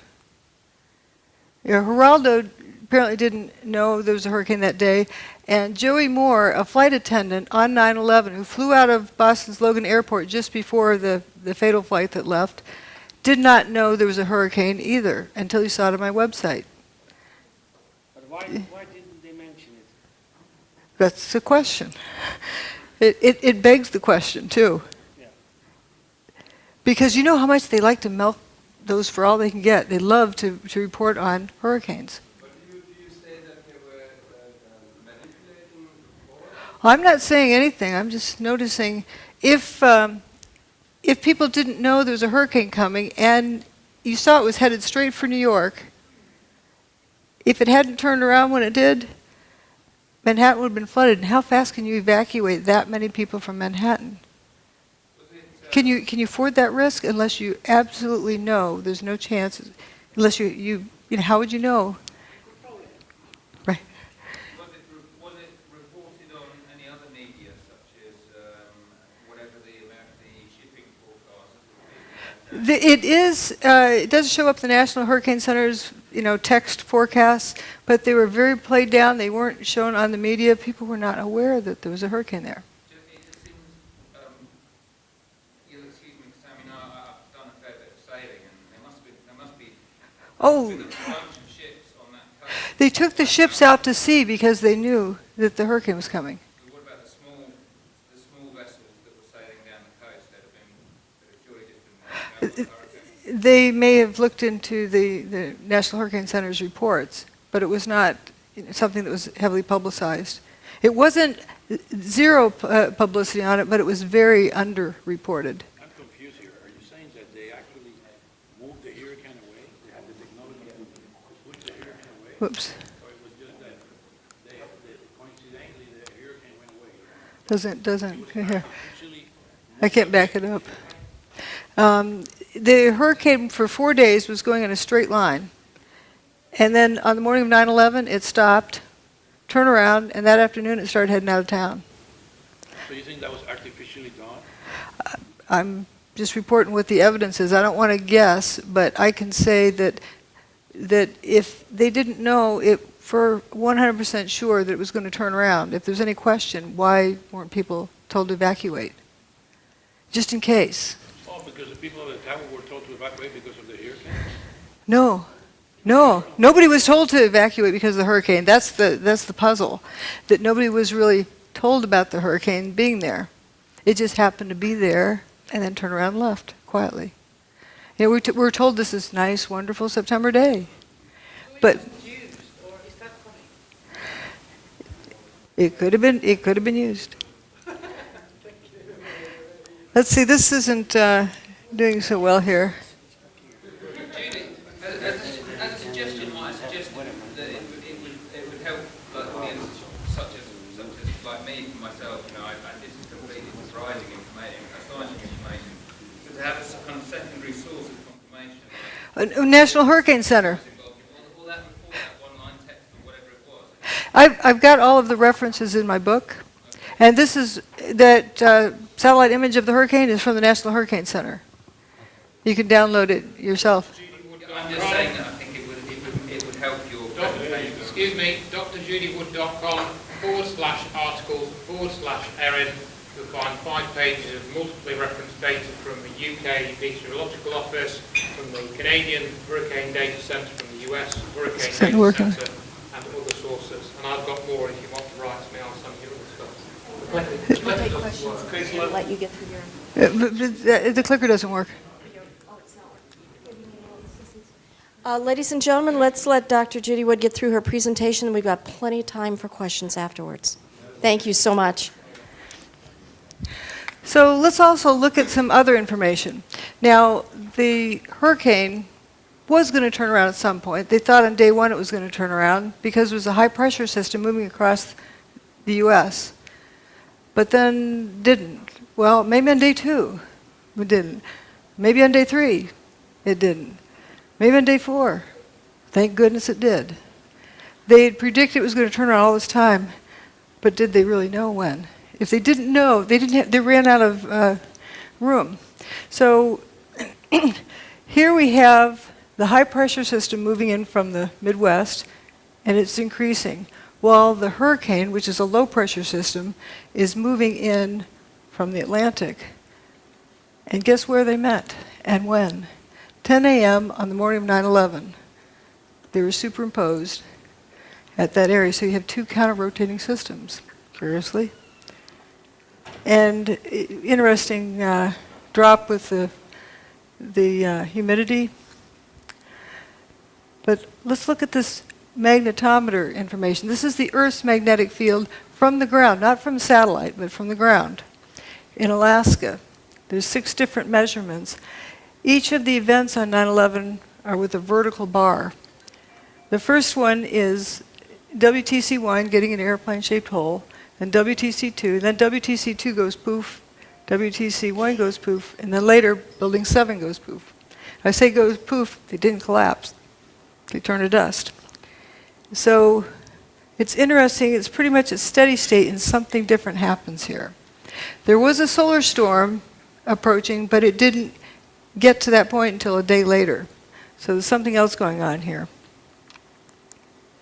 A closer look, about 20 minutes before WTC1 got its hole, that's the North Tower, they started wandering off of their average value. And as soon as WTC1 got its hole, it reverses direction.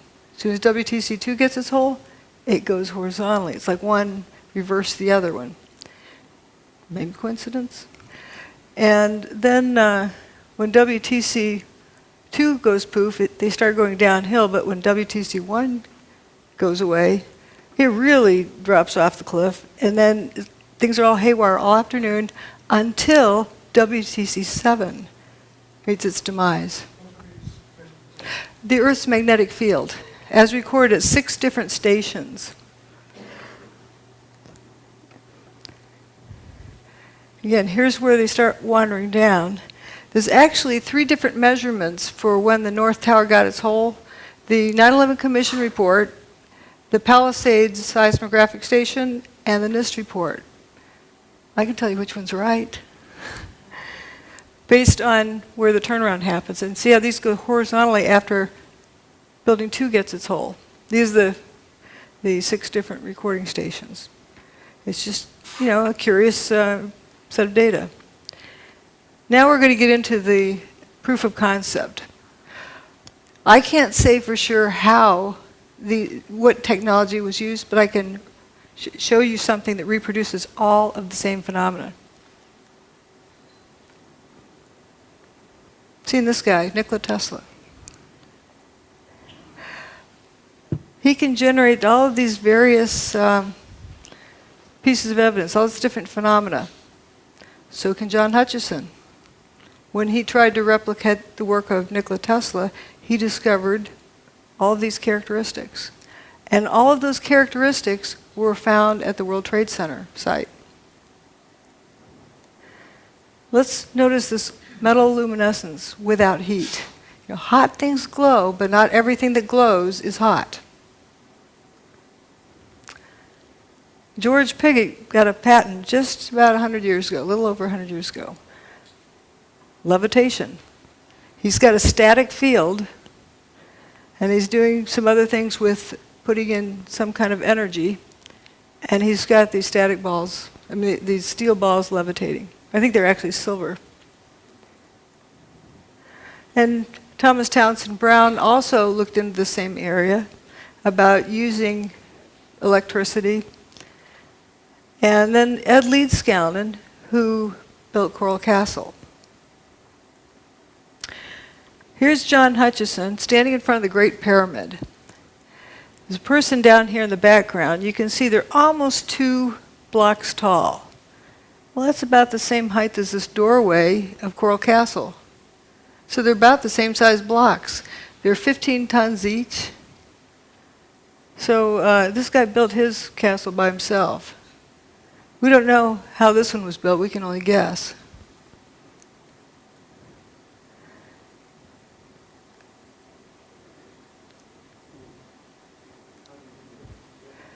Well, let's look at how John Hutchison's more of work here. This is an iron block. It's 2 inches by 2 inches by 7 inches tall, solid iron block. And when he puts it in his system, it buckles over, and you can see some fuming here. And it actually is colder to the touch at the end of this. And here we get to see it happen. And we're going to compare it to the fuming door handles from 9/11.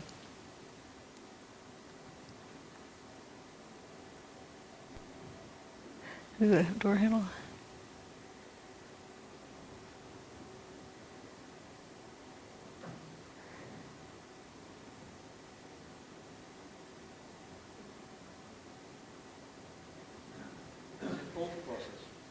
Yep, it's a cold process. Solid iron. And this fuming, which is interesting. You know, the car window is broken open here.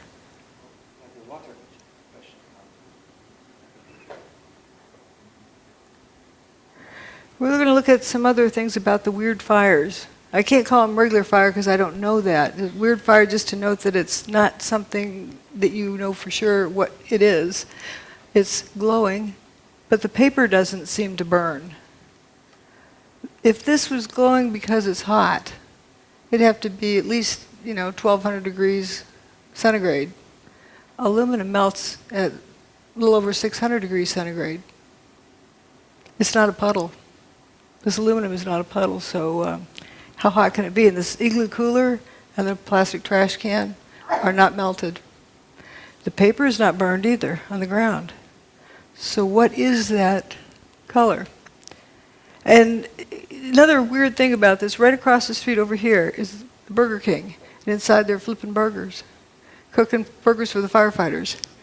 Not serving to the customers, and then the building across the street was missing. It's just a weird sight. Now this van is also interesting that, you get all this something looks like it's on fire, weird fires there.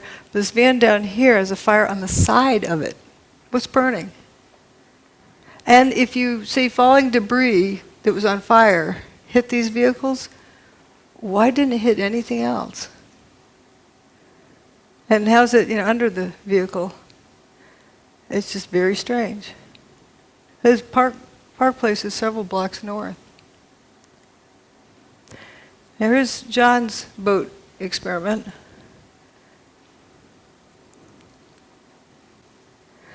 Well, what it shows is when he turns off his gizmo, then the boat lights up with weird fires.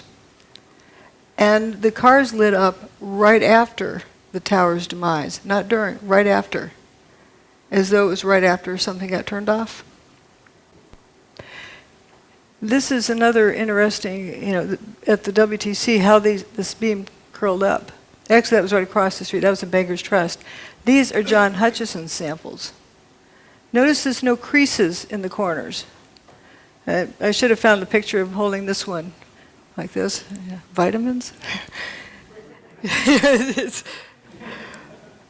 But it curls up like that, like at room temperature. And this is a video that hopefully will run. There we go. It wiggles back and forth.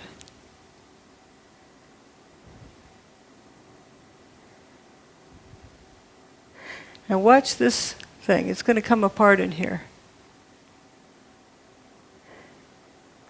It's starting to come apart.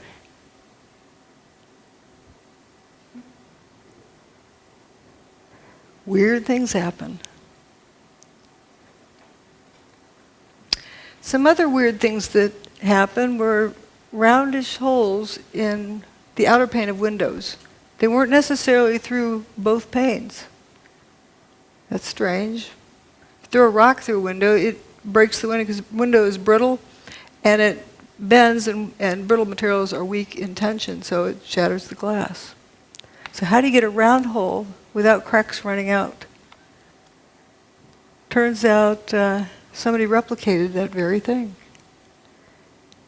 This is my analogy saying, okay, if you drop a rock in a pond, it ripples outwards. Maybe something like that is what ripples outwards with longitudinal waves that causes the glass to break in a rounded pattern. Now let's think about hurricanes. What do? Well, Hurricane Andrew drove this 2x4 through a tree. Piece of plywood. And with tornadoes, I'm sure you've all heard about straw through trees. It's not because they're flying fast. Something weird is going on. There's John Hutchison's sample with a butter knife in a piece of aluminum. He also has one with wood in the aluminum. If the aluminum's hot enough to melt, the wood would have burned up. So it's strange. Now, when I found these, you can see the blow-ups. I wondered, why on earth would the car door be peeling split thickness? It's not a laminated structure. Didn't know what that meant, but it was definitely a category of data, and I put it aside. Later, when I found John Hutchison's work, wow, he can peel open extruded aluminum. That's not laminated, it's extruded. And we have these coins from the World Trade Center. People like to say they're melted together. I point out that zinc melts before copper does. It also boils before copper melts. So that would likely explode, but it's one of the lowest, zinc is one of the lowest melting point materials. So what gives? Why is this stuff stuck together?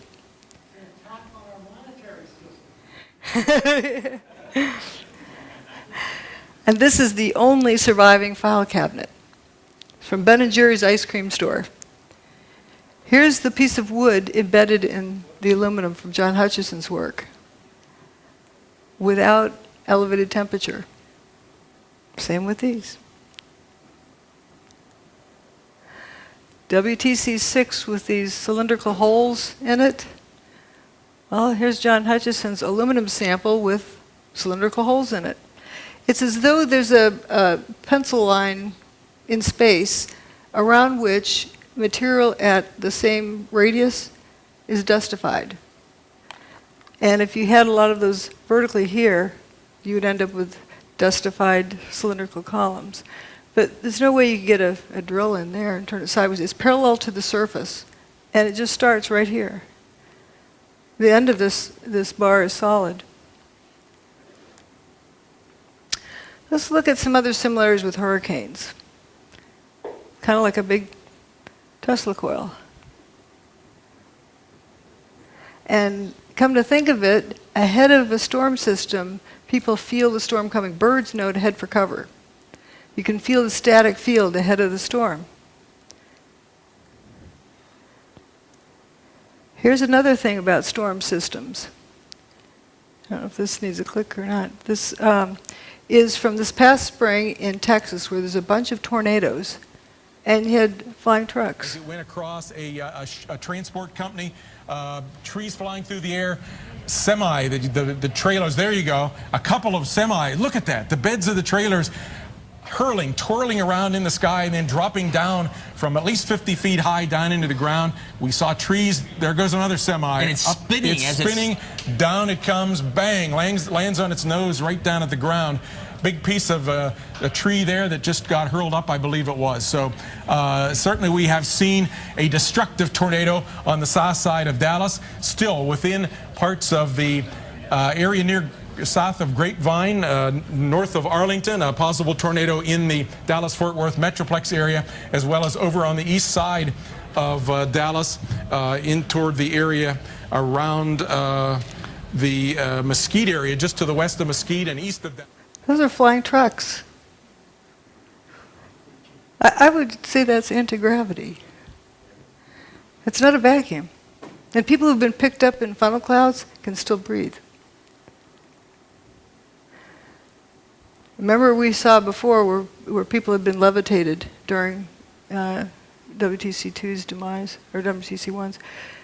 So here we have also the front of Bankers Trust. This was the only non-WTC building that was severely damaged. It wasn't destroyed that day. They actually repaired it. Once they repaired it, they started taking it apart. Huh?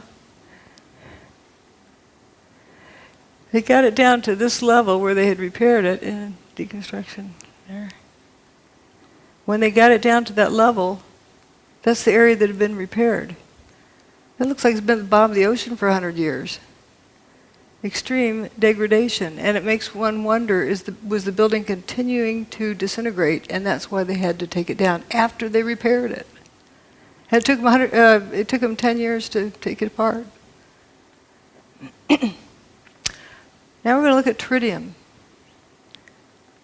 Kind of interesting. It's usually something that comes from nuclear reactions, but here we don't find any of the ionizing radiation that you get with nuclear reactions. Some aluminum with holes in it. Material is changing. This was a sample of dust from the Bankers Trust, that one they decided to take down, look at all this zinc, the before and after. Like 3,500 times as much zinc from the control sample. Now we're going to look at John Hutchison's sample. He's got, just look at the relative amounts. You have a lot of copper and much less zinc. This is for brass. And the affected region, you have about equal amounts of zinc and copper. Whoops, didn't mean to. Equal amounts of zinc and copper there. So, okay, if it's heat, with zinc having a much lower, it boils, it melts at 419 or 420, where copper melts at a much higher temperature. Zinc boils before copper even melts. So we don't have less copper because of heat, because the zinc would be the first to go. What's going on here? At Texas A&M, a group led by Professor John Bockris, who is widely regarded as one of the world's greatest electrochemists, reported finding the hydrogen isotope tritium, a key signature that some unusual nuclear reaction was going on. The first thing was this thing called tritium, which is a sub-form of hydrogen which should not exist except in extremely tiny quantities.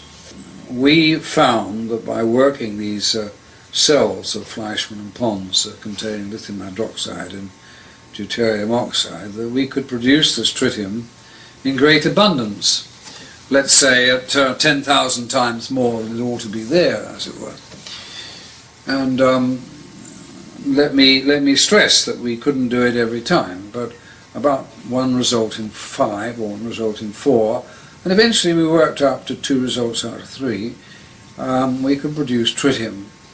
That was the first thing, and in a way it was the first clear proof of the phenomenon.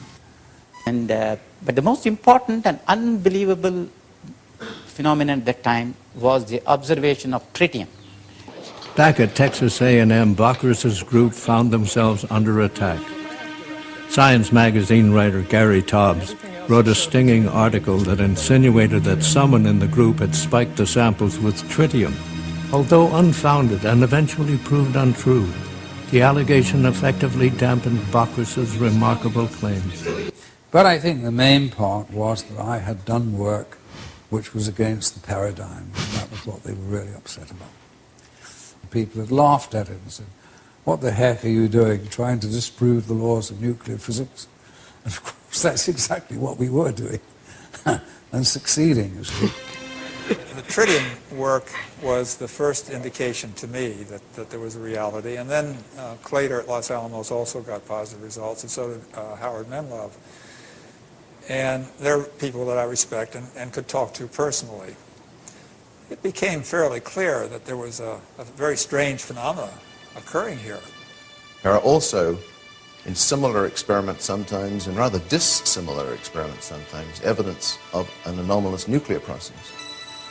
However, it is conceivable that there may be a process even more powerful than nuclear reaction that physics does not yet understand. That is the mystery of cold fusion.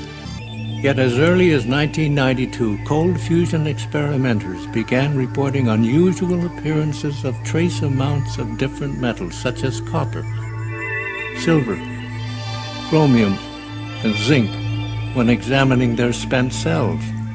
Rechecking for possible contamination, scientists like Bockris and Miley confirmed that indeed new metals and isotopes were being formed, transmuted, during the process which produces excess heat.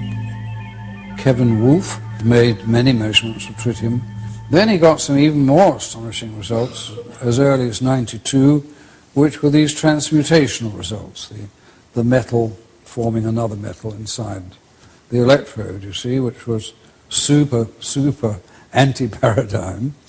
There's that dreadful word alchemy, which we mustn't use, but it was a form of that in a way, that it was creating new metals, you see.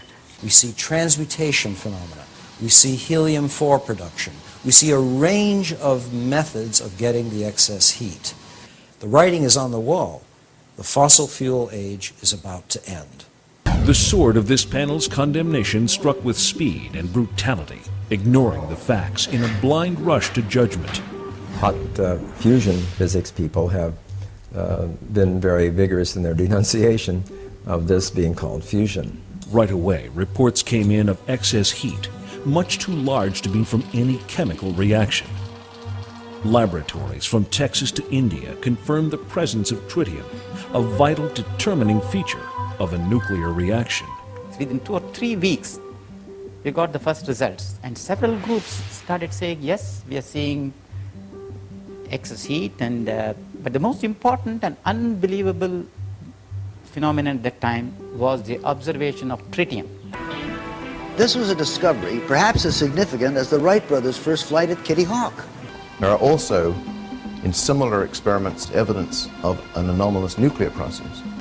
In the free-for-all that followed the cold fusion announcement, hot fusion proponents drew the specious conclusion that cold fusion must work like hot fusion.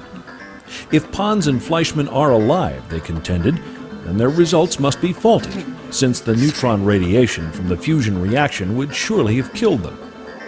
They refused to consider that another form of the same process might be at work. In the years that have followed, the cold fusion process has repeatedly produced not only heat energy, but also nuclear byproducts such as tritium and the ash from a nuclear reaction, that all-important indicator of nuclear fusion, helium.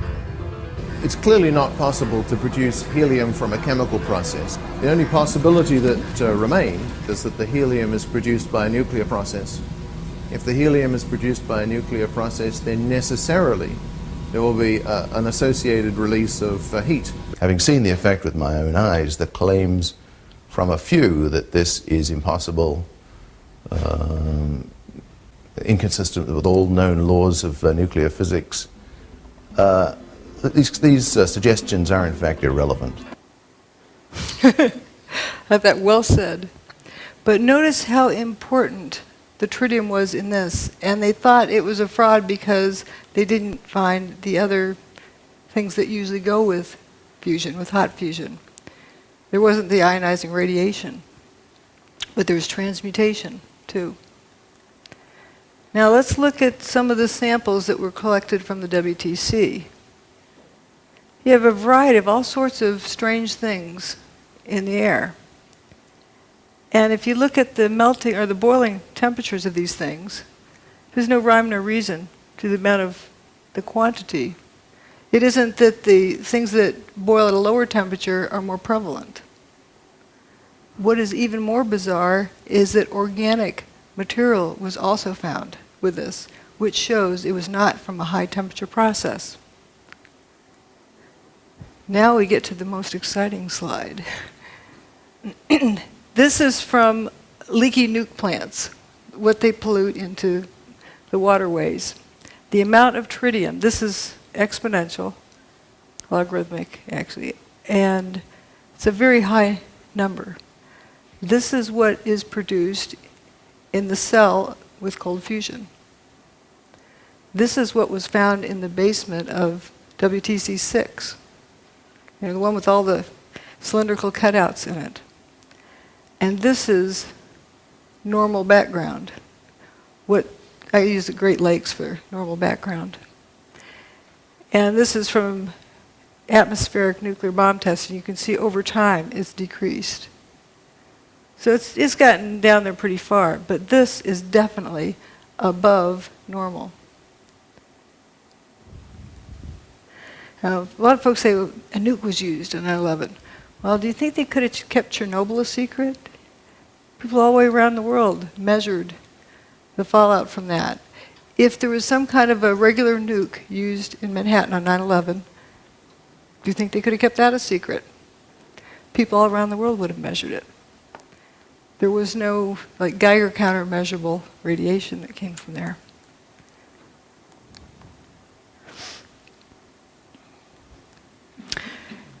Here are some relative numbers. If compared to what was measured at the World Trade Center in terms of tritium, the background levels are 1/50th. What was measured with cold fusion is 50 times that, but that was in a cell keep in mind, the World Trade Center had fire hoses on it. The hurricane rained on it. It was diluted down somewhat. Leaky nuclear plants have 18,000 times that. What was measured at the World Trade Center was definitely above background levels, 50 times background levels. There was tritium there. Now, why? Seems to have a lot in common with cold fusion. Some other categories we didn't look at, the so-called jumpers. Uh-oh. There he goes. We refer to them as jumpers, but did they really jump? They left the building, but we don't know why. Here's the airplane-shaped hole. This wingtip always gets to me, how thin it is. And we have some interesting people up here hanging out of the 105th floor. Closer look, looks like this guy's taking his pants off. This guy has his shirt off. If there's a fire in there, your clothes protect you from fire. We don't see smoke coming out these windows. What's going on here? Why on earth would someone want to take their clothes off outside the building? They want to live. They're hanging on to the building. This guy's hanging from one hand and one foot, taking his pants off. Let's say he has some weird fetish that he just needs to take his pants off. Well, if there's smoke inside, you take a big deep breath, step in, get the pants off, step back out. Why hang from the outside of the building? Well, if I were there and if I was told the building's on fire, I'm going to head to the bathroom right away before we lose water pressure. Wet down whatever extra clothing I have around, wrap it around my head, and head for the stairs. I'd be wet. If the fire sprinklers came on, I'd be wet. If they didn't come on, it was hot, I'd be wet, sweating. Good chance that their clothing was wet. Now, why would they want to take off wet clothing? You ever heard of active denial system? I'm not saying that's what this is, but just as a parallel. It's a microwave, they put it for crowd control. And it makes you think that you're burning up, so you just have to get out of there. You just leave no matter what. You don't think about it.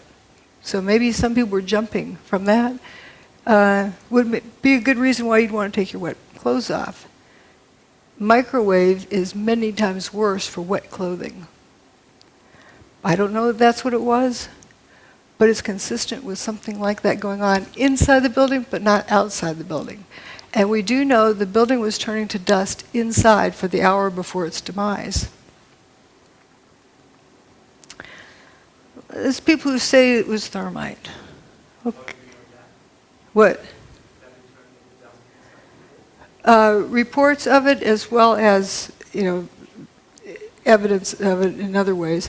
But there's a cute story about a new probationary officer, first day out of school for being a firefighter, and he's supposed to stick with his boss.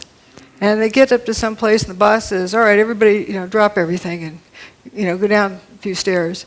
And they get down there, and then they eventually start going back up again. And the boss says, "Well, where's your mask?" "Well, you said to drop everything."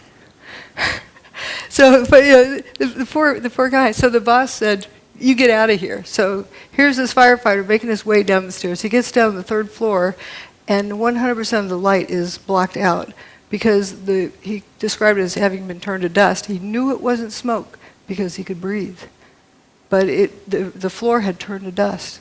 It was completely filling the air. There's a lot of stories similar to that. Now, there were folks who somehow believe that thermite had something to do with it. Well, let's see if we can make some. You have a steel structure, the towers, with aluminum cladding. Let's see if you grind them up. And you end up with rust and aluminum powder. You know what that is? Thermite. Those are the ingredients of thermite. So those ingredients are going to be there anyway. But what does thermite do? Well, here's a test of thermite here. Welding a railroad track. Blinded by the light. There's something missing.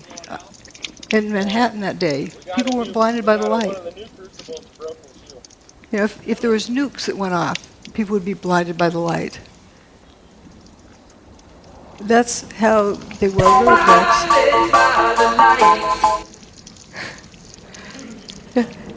You know, how do you have, you know what a sparkler is, 4th of July sparkler?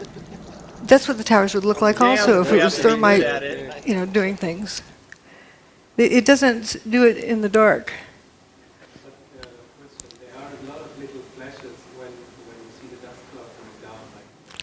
Right, but it's not like, you know, thermite. That's another thing to talk about later. There is something, you know, I call them sparkles and sprinkles. But let's, you know, there's a whole lot of different things that, different areas, but that is a good thing to notice. Now, there's hot directed energy weapon systems and there's cold ones. And looking at all, you know, some people need to see things in a data table.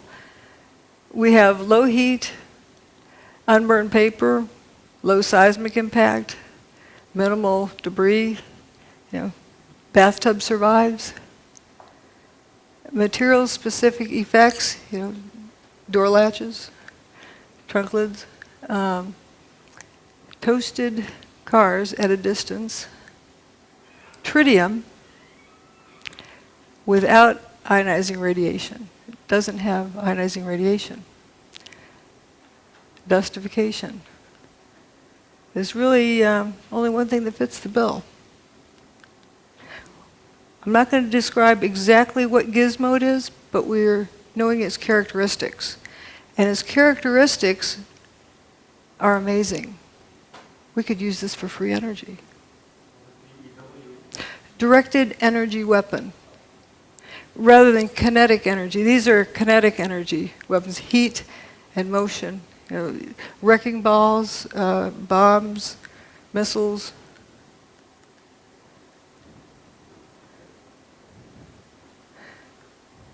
This is from 1989. Science by Press Conference. This is it a Steve shortcut Jobs. to fusion energy? I don't want to disappoint anyone. I think I'll read my lips answer here, and then I'll carry on. I think that'll become clear why I'm saying that. Can you read my lips on that back in the back? It says no. Energy is a long way off. That's why I say no. This is our result. It's just way off. It's I think a door that's open to us, but really a door on physics more than on energy. Geophysics in particular could be an interesting area. Don't go there, don't research there. But then he calls for a vote, and he holds up his hand. Let's vote to destroy the careers of Pons and Fleischmann, and vote that it's not science. Why I'm bringing this up is we want to be sure this doesn't happen again. Here, he raises his hand. Department of Energy funding. And we have Steve Koonin, who was just appointed by the first administration of Obama to an undersecretary of the Department of Energy. And these guys are thinking about raising their hand. Oops.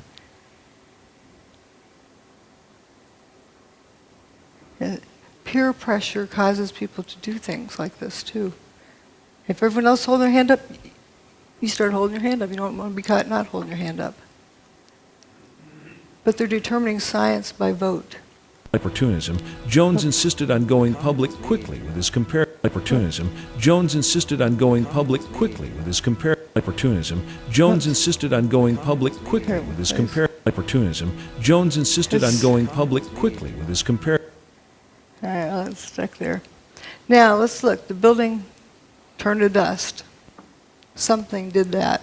People say, well, you don't know of a technology that did that, so therefore it didn't, happen. Wait, you start out with determining what happened first. It's very important because if you start out with what you know, you won't get there because you've never seen this before. But we know it happened, so therefore there is a technology that exists that can do this. that technology can also be used for free energy. Now let's vote on that. The tower's gone. So if this is more of determining facts, did they mostly turn to dust?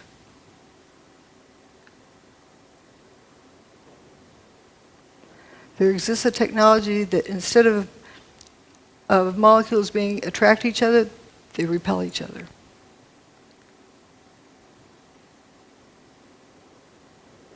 What happened is not impossible because it happened. This is another Charlie Pound song about gatekeepers.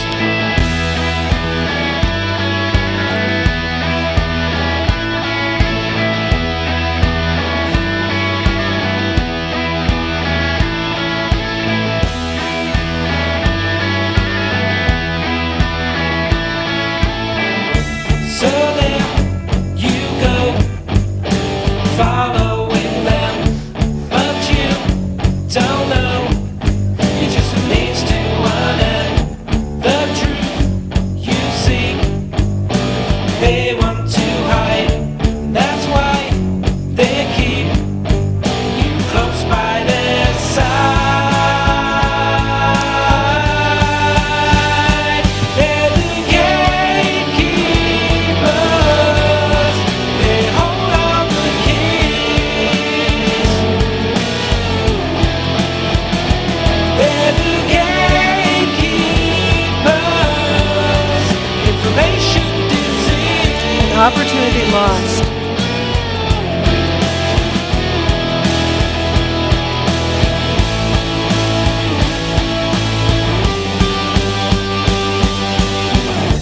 High in the sky is all you've been fed. I think that is why you forgot your own head. Sometimes you need to be cruel to be kind. That makes me believe you've lost your own minds. To the gatekeepers, they hold all the keys. They're the gatekeepers, information disease.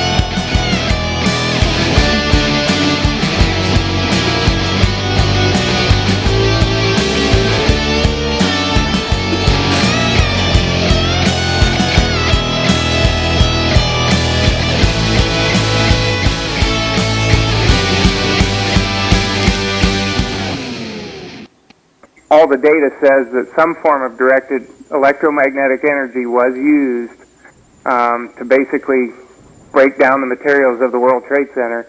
And the connections that Jones has between the cold fusion experience that everybody can read about in Dr. Malov's book and with what's going on right now with the 9/11 situation, it's just a mirror image of him muddling up and then, trying to get public opinion against, whoever his target is. In this case, it's Dr. Judy Wood. In the previous case, it was Pons and Fleischman.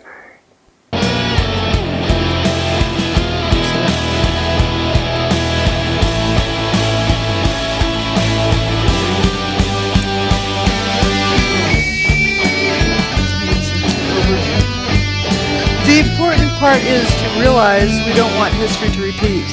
People tend to mindlessly follow the herd. Remember about the problem with groupthink. You think that this person knows what they're talking about, and everybody joins in, and look what it cost us. That was 1989, and it took 20 years to somewhat vindicate Fleischmann, but it was too late. And we don't want that to happen again. And it's very important for each one of us to hang on to our own thoughts. Be independent. And otherwise, people get herded off to one side or the other. But what I see here is a lot of similarities with the tritium. What on earth would tritium be doing at the World Trade Center without the ionizing radiation? It has transmutation, a lot of other things. Anyway, that's it. Thanks. Thanks for caring. Yes. You haven't gone into about the airplanes. How do you explain that? Well, good question. As I like to say, the towers turn to dust. Airplanes can't make buildings turn to dust. Real airplanes can't, and neither can fake airplanes. So they're a distraction. But often people are, they've been taught that there's airplanes that hit. What happened to the passengers? What happened to the airplanes? I don't get into that because it's such a distraction, but it is an interesting question. What happened to the airplanes? Joey Moore, that flight attendant who flew out of Boston that morning, he saw the flight attendants for Flight 175. That was the last time he saw them. The flight attendants that were on 175, he saw them that morning in Boston, the ones that supposedly ended up in the South Tower, that plane, Flight 175. They didn't really go in the plane. Yes, but he doesn't know where they went after that. We don't know. I think that's a different topic. What I'm talking about here today, I'm presenting evidence of what happened. Not theories, not ideas, but evidence. And that evidence, the silver lining in that horrible cloud, is that it is a demonstration of free energy technology. I don't disagree with you on that. And that is what I am talking about here today. I'm not talking about people's opinions and...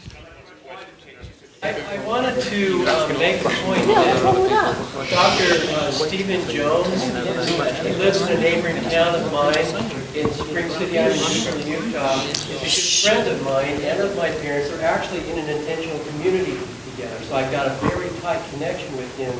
And what I've learned today and yesterday about Stephen Jones is very troubling to me, and basically plays the role of a decoy, don't look here type of thing. And the reason that that's supported is because he has this evidence and he has not gone with it. It's, to me, blatantly obvious. So I commit to you that I will sit down with my good friend, Stephen E. Jones, who he knows me inside and out. And I know it's not inside and out, but we know each other really well. And I'm going to be sitting down with him in person with this book in hand, and I will say, Stephen, why don't you go with this story? Because this is very, very, very obvious. Yeah. And I will then report on my conversation, and I will either explain where the mental disconnect is on his part, that he didn't see this, now he does, or that he is indeed the decoy, and he's trying to divert attention as a government plant to get us to look the other way and not see something that we should be seeing that she's pointed out. Well,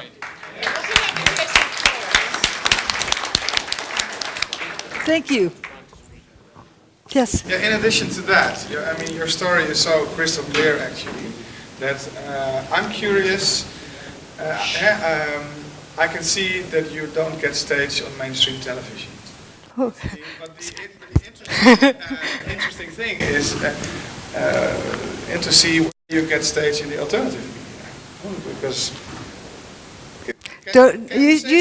usually I don't get much of a stage there either.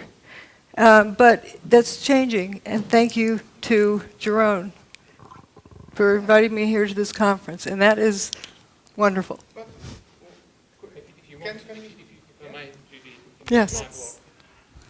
Yeah. If you want to read my blog, that will give you a catalogue of how Judy has been excluded from the alternative media with the evidence showing exactly who is responsible for that. He's documented it since 2006. You can download my blog with a Kindle, an iPad, and actually also a free audiobook from my website. I'll mention this tomorrow, but anybody who wants to download that tonight, they can even get a free audio version because some kind lady in New York decided to do an audio book of my whole book, 370 pages.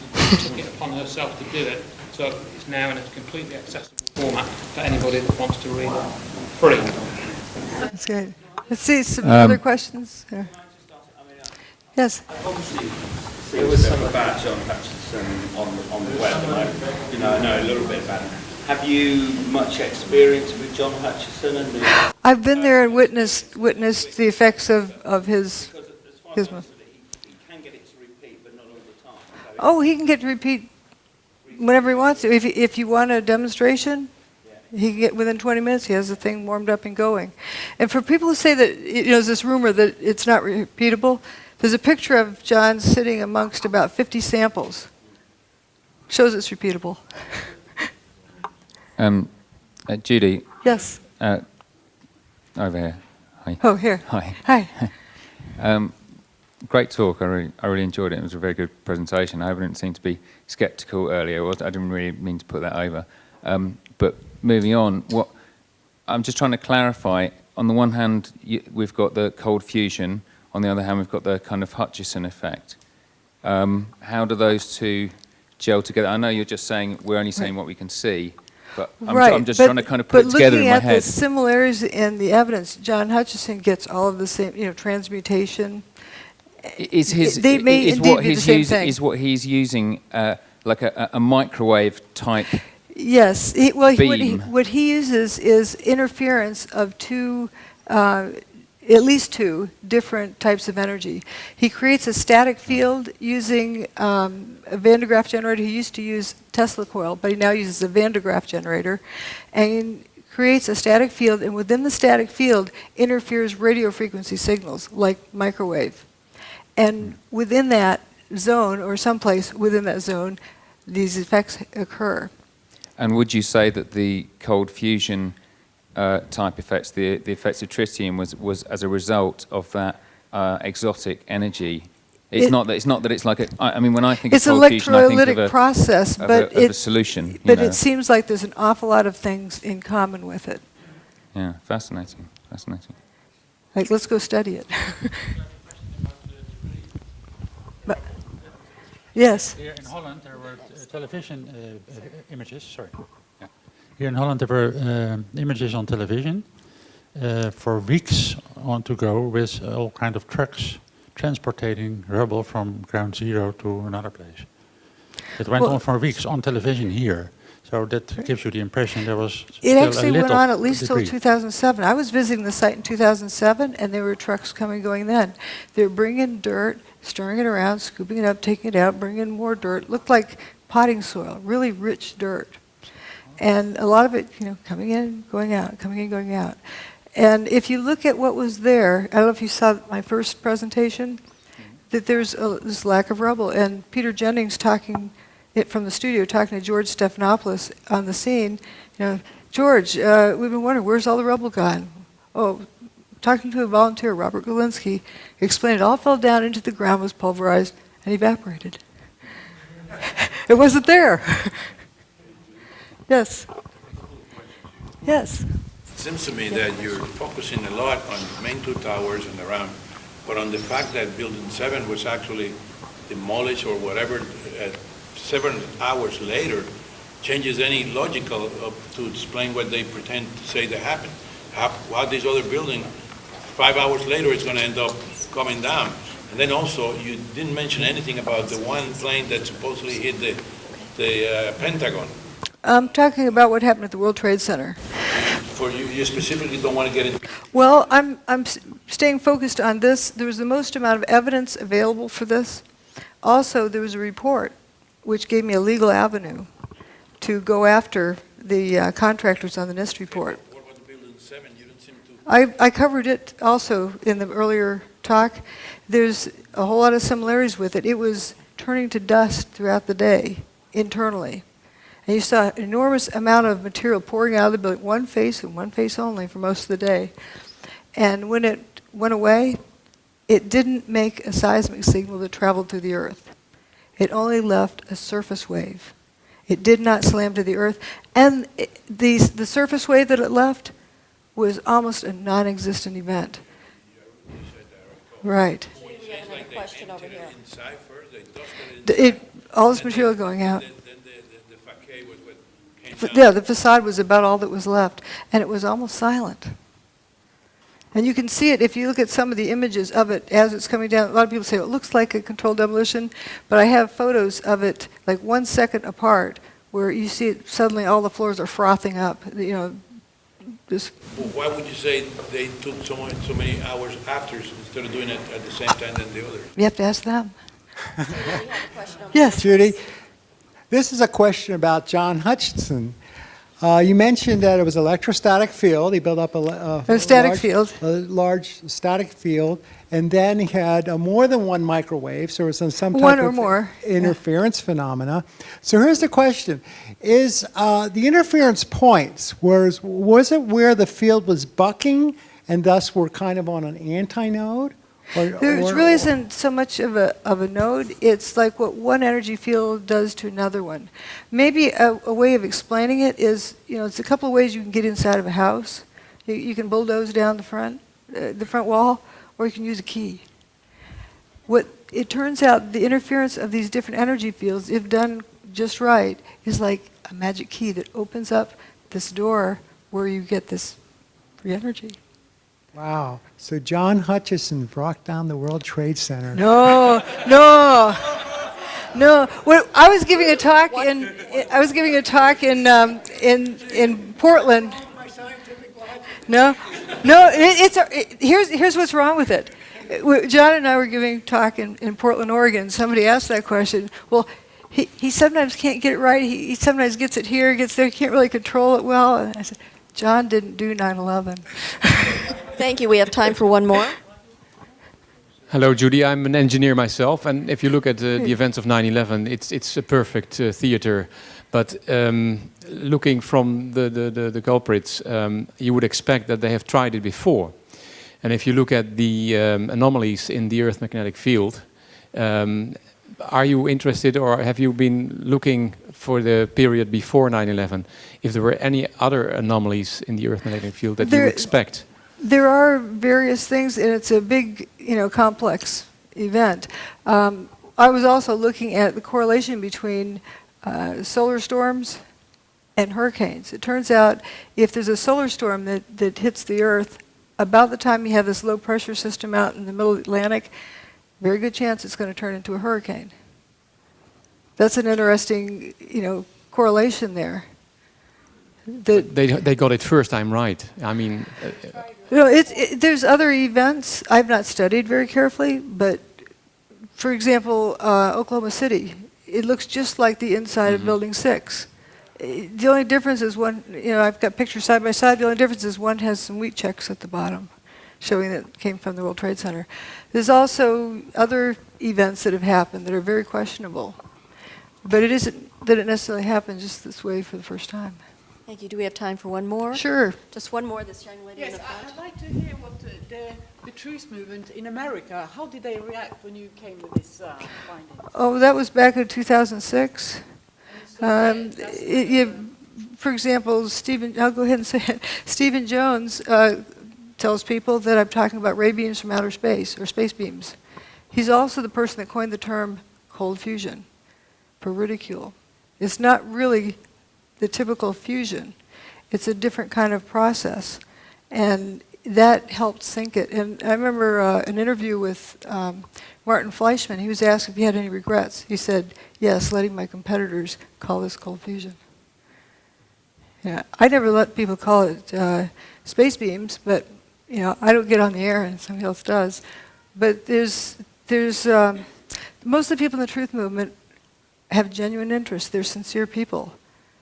But there's collection agencies, I call them. They collect people, render them useless, keep them out of trouble. And anytime we get pulled into a group, or like what somebody recently told me, if you find yourself on a garden path, leave the garden. And that is sort of what happens with these organizations. And people tend to go with the flow. They tend to go with peer pressure. Let's have a vote about whether or not to trash somebody's career. Instead of look, what did these guys find? Let's go look at it. Ladies and gentlemen, Dr. Judy Wood. We appreciate her knowledge, her courage, and her willingness to share. Thank you. Thank you.